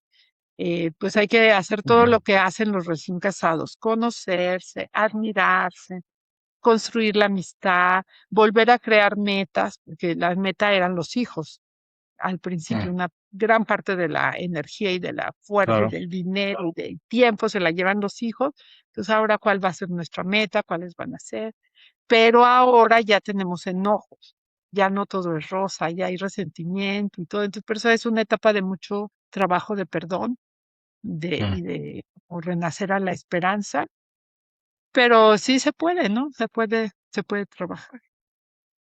Sí, o sea, siento que de mi experiencia, que evidentemente no es tanta como la suya, me da la impresión que en esa etapa de la vida hay más independencia por parte de las Ujú. parejas, ¿no? Porque justamente como que ya no está en esto de que, ay, ¿cómo vas a ir a la fiesta sin mí? No, pues mira, yo no quiero ir, tú quieres, pues vete, ¿no? O sea, como que son más fáciles de soltarse en ese sentido con el realismo que caracteriza tantos años de que ya lo conozco, ya sé y tal, pero también con ese riesgo de que se vayan haciendo tan independientes que pueden estar totalmente desvinculados, ¿no? Y ya estar viviendo como Ajá, una vejez de soltería, no sé cómo, una cosa medio rara. sí. O están desvinculados y llega alguien a llenar huecos, ¿no? Y entonces hay un Mm, montón de infidelidades en esta etapa de la vida. mm. Y uno dice, ay, pero ¿cómo? Si ya está bien viejita, ya quién la voltea a ver. Nunca falta un roto para un descosido, ¿no? Y si me vas a escuchar y me vas a entender y vas a estar aquí Mm. conmigo, ¿no? Entonces sí es Me vas a importante poner tener un poco cuidado. de emoción a la vida, ¿no? Porque tal vez también ya están en una inercia tan fuerte de que sí, ya nos conocemos, ya todo es así, ya todo es sin chistes, sin aventuras, sin ganas, sin, ¿no? Y puede llegar un momento donde, wow, esta persona me hace reír y es chistosa y me reta y no, y piensa diferente, ¿no? Exacto, exacto. Ajá. Casi no hemos hablado a lo largo de toda esta conversación de Berta de sexualidad. Bueno, casi no hemos hablado, la palabra no ha salido. O sea, qué, qué puntos quedaron no cubrimos o incompletos por la ausencia de tocar el tema de la sexualidad o cómo también se integra dentro del modelo Gottman el aspecto del acto sexual, de la vivencia de la sexualidad en la pareja? Ellos al principio no mencionaron nada, pero unos años después de los primeros, de que empezó a hacerse conocido el modelo y todo, a ellos, a los doctores Gottman, les encargaron la encuesta de sexualidad de Estados Unidos 2 años, seguidos. Y Mm, entonces, en esa investigación, él saca cosas bien interesantes. Por ejemplo, él dice que eh, a lo largo de la vida, la variable de la casita, de los pisos de la casita, de la relación sólida de los que estuvimos viendo, que más se relaciona con la sexualidad y con la satisfacción sexual, es el de responder a los intentos de conexión. Dice, una pareja que ujú, responde, que se mantiene conectada por pequeños momentitos en el día, va a tener mucha más facilidad para hacer un encuentro sexual en la noche que una persona que no han estado, o sea, como muchas señoras dicen, no me volteé a ver, o sea, casi que me puedo pasear ahí desnuda enfrente de él y ni siquiera ajá, se hace a un lado y ni siquiera me dice que estoy guapa. Y luego en la noche ya en pijama, ya que ya me quiero dormir, entonces quiere, ¿no? Entonces él ujú, dice así, es mucho más difícil. En cambio, si se va haciendo esos pequeños momentitos como saltitos de conexión, esa fue la variable más relacionada con la satisfacción sexual, ¿no? mm, También encuentra que es súper importante y es un diferenciador de pareja, porque volvió a usar el mismo modelo, ¿no? De Masters y Disasters, o sea, volvió a sí, usar el mismo modelo. sí, Y también fue un gran diferenciador que las parejas puedan hablar de sexualidad. Y mm, y tiene un montón de preguntas que se pueden hacer sobre sexualidad y entonces dice, pues pregunta, ¿no? O sea, ¿cómo estuvo? ¿Qué te gustó? ¿Qué no te gustó? ¿Cuál ha sido una relación que recuerdes con gusto, que de verdad piensas que ojalá hubiera más así? ¿Cuál no? Ajá. ¿Qué más mm, necesitas? ¿Qué te gustaría probar? Entonces, como explorar hablando y muchísima gente le tiene mucho miedo a hablar de eso, es mm, difícil. Y entonces, bueno, también las parejas que hablan de sexualidad tienden a tener una mejor vida sexual. Y mm, una cosa muy importante que él y otro, hay como dos miradas, y tanto Gottman como otra terapeuta que acaba de morir hace un par de años, que se llamaba Susan Johnson y que es la ujú, que formó la escuela basada en emociones, ¿no? EFT se llama por inglés, este, Emotion Focused Therapy. Ujú. Ella también lo dice igual y dicen que hay dos tipos de gasolina, digamos, para prender el deseo sexual. Una gasolina es la novedad y otra gasolina es la conexión. Entonces dice, claro que al principio de recién que se conoce la pareja, pues funciona por novedad, ¿no? Es nuevo, vamos a probar, vamos a ver, ¿no? Y entonces, pero eso también tiene un límite de cuándo deja de Mm. ser nuevo, que es lo que los autores del otro lado que dicen, no, no, no, la conexión no importa, lo que importa es la novedad. Bueno, dicen, pues la novedad se va a acabar y sí, se va a acabar, ¿no? Por supuesto. Y el chiste es, conforme se vaya acabando esa novedad, generar conexión. O sea, de verdad ser Mm. capaces de transformarnos para ese enamoramiento y esa novedad en conexión, porque la conexión es, ellos dicen, el mejor afrodisíaco que existe, ¿no? Una buena conexión es la base de que la relación sexual pueda mantenerse viva por mucho tiempo. Mm. Entonces hay que trabajar en la conexión y a veces se puede jugar también con la novedad, es decir, se puede buscar salir de viaje, por eso casi todas las personas se reencuentran en vacaciones, porque todo es nuevo. Digo, Mm. es la misma pareja, no, tampoco exageremos las novedades, ¿no? Pero pero es otro lugar, es otra Ujú. situación, son momentos distintos, lugares distintos, comidas distintas, ¿no? Se puede jugar un poco con todo, con la ropa, con los cambios de imagen, con los cambios de lugar, para poner un poco de novedad, pero básicamente lo que hay que trabajar es la conexión. Hace poquito tuvimos una conferencia yo tengo un grupo que se llama Beats of Connection, justo de esta parte que así le llama Gottman a los intentos de conexión, de puras terapeutas de Ujú. Gottman. Y trajimos invité a una terapeuta sexual muy, muy reconocida, se llama Jordan Rulo, y ella nos dio la conferencia y ella dice, yo era terapeuta sexual de entrada, hice toda mi especialidad, mi maestría, todo en terapia sexual. Y lo que me di cuenta es que si no tenía herramientas para mejorar la conexión emocional, no estaba ayudando a las parejas. Y de ahí ella se pasa a estudiar a Gottman y ahora combina. Ujú. Entonces Ok. es muy interesante. Hay mucha gente dentro de esta mirada. Otra gente que dice no, es imposible, se le pide demasiado a las parejas, por eso hay tanta infidelidad, porque no es posible que se mantengan y, en fin, son las dos escuelas, ¿no? Mm. ¿Y hay Pero bueno, alguna estadística o estudio que muestre esa correlación entre la satisfacción sexual y que dure el matrimonio o al contrario? no sé, no lo Okay. tendría a la mano, no lo tendría a la mano. Lo que sí es una parte bien importante, yo le llamo el termómetro. O sea, cuando la Mm. pareja llega y te dice, es que hace 3 años que no tenemos relaciones sexuales, es una muy, muy mala señal, ¿no? O sea, no hay que Mm. esperar. Si esa parte de la relación está baja, hay que buscar ayuda pronto, ¿no? Porque es un termómetro. Entonces, pero no conozco ninguna estadística, ningún libro así Mm. específico, investigación específica de Se duración, correlaciona. pero ¿Y, es importante. Mm. y cuáles son los rangos del termómetro entonces? O sea, ¿qué sería lo buena señal normal, el muy bueno, el ya tirándole a preocupante? Pues básicamente que la pareja esté satisfecha. O sea, hay parejas que están satisfechas con determinada frecuencia, hay parejas que eso no les parece suficiente.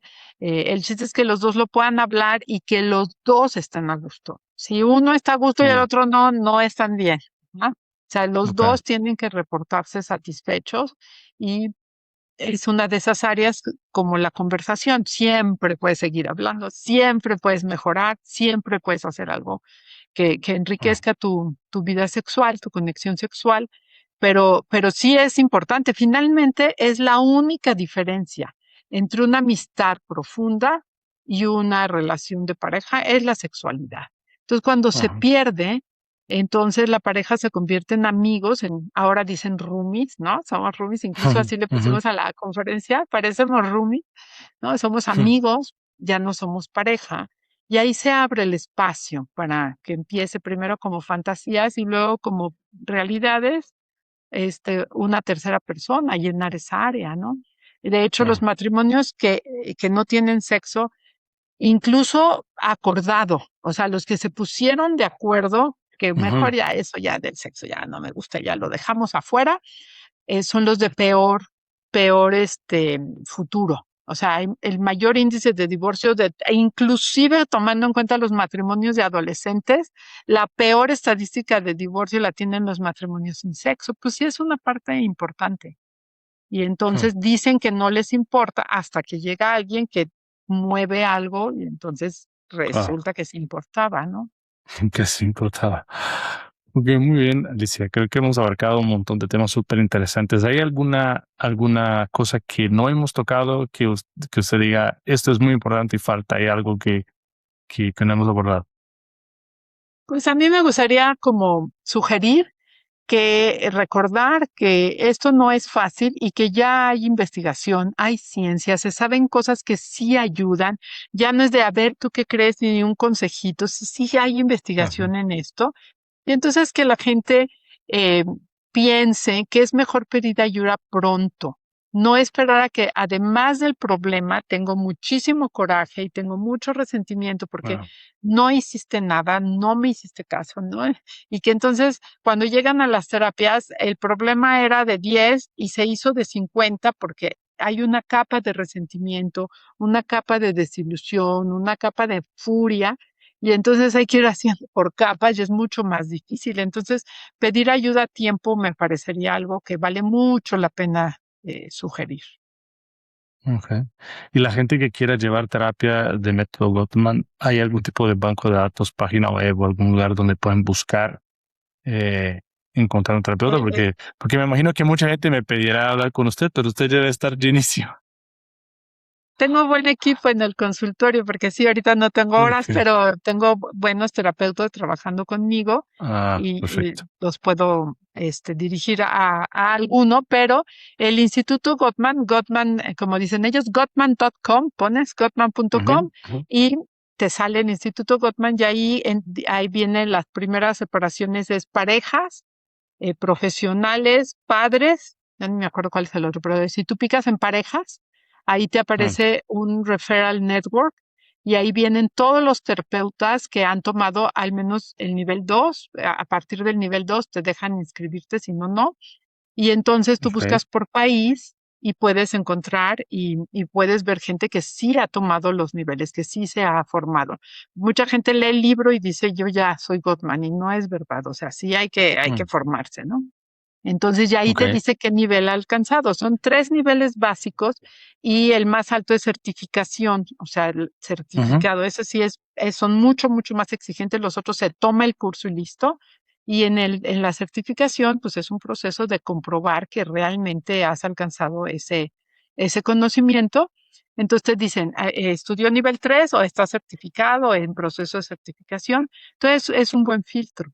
Ujú, y es gratis, okay, o sea, tú entras, pones Gottman.com, te aparece The Gottman Institute, está pues todo en inglés, pero es muy sencillo ajá, porque es este couples y de ahí picas y ya te sale y referral de referencia y pones, ujú, ya te dice que escojas un país y en el país te sale todo el mundo que lo ha estudiado, ujú, que se ha okay, registrado, pues, ¿no?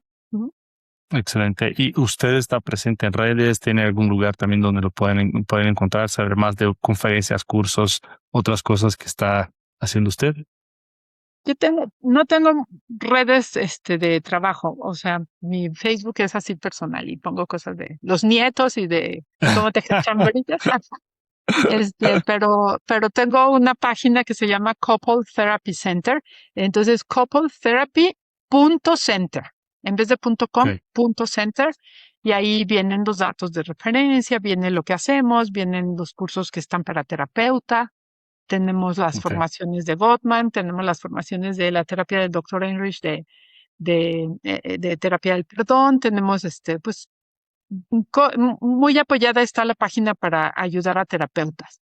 O sea, el lema, excelente. del lema de mi grupo es de Couple Therapy Center, Helping Therapists Help. Y le puse en inglés porque el publicista dijo, no, no, no, en inglés tiene que ser en inglés. Pero bueno, la idea es esa, ¿no? Okay, Apoyo para los terapeutas, tenemos cursos y mm, supervisiones y cosas así. Ujú. Tenemos talleres para excelente. parejas, también se anuncian ahí. Ujú. Ajá. Ok, excelente. Vale, para estar pendiente. Pues me parece genial. Creo que dejamos ahí unas buenas herramientas, buenas cosas prácticas, consejos, ideas, eh, para que la gente pues pueda seguir. Yo creo que trabajar por la familia, trabajar por las parejas es de las cosas más nobles que uno puede hacer en Más estos tiempos, bonitas que puedo pasar. Sí. y más y con un impacto más global que puede existir, ¿no? O sea, porque afectas desde la economía del país hasta la salud mental de los niños, la virtud de los Sí, futuros de otra ciudadanos, o sea, generación. realmente Ujú. todo, todo, todo. Entonces, felicidades y gracias por todo lo que ha hecho y que Dios le bendiga y que Muchas quienes gracias, quieran más padre. información, pues ya saben a dónde seguir también buscando Ahí más con pueden usted. entrar. Muy bien, muchas ¿Vale? gracias, padre, también. Gracias por invitarme y por estar aquí y por todo el tiempo que nos pasamos en la conexión, pero bueno, ya quedó. Qué bueno, bendito Dios. Gracias. Que esté muy bien, hasta luego. Muchas gracias por escuchar este episodio del podcast del Padre JP. Es una gozada ir explorando contigo la belleza de la verdad. Si los disfrutaste, sigue el perfil del podcast en la plataforma que más te guste y comparte con tus amigos. Hazle clic a la campanita para que no te pierdas de nada. Ya sabes que me puedes encontrar en redes sociales como Padre JP. Y en la descripción está mi link de Patreon. Agradezco desde ya tu generosidad en patrocinar este trabajo y ayudar a que el mundo se prenda en fuego con la revolución del amor. Dios te bendiga y recuerda, sigue siendo audaz en tu mente y en tu corazón.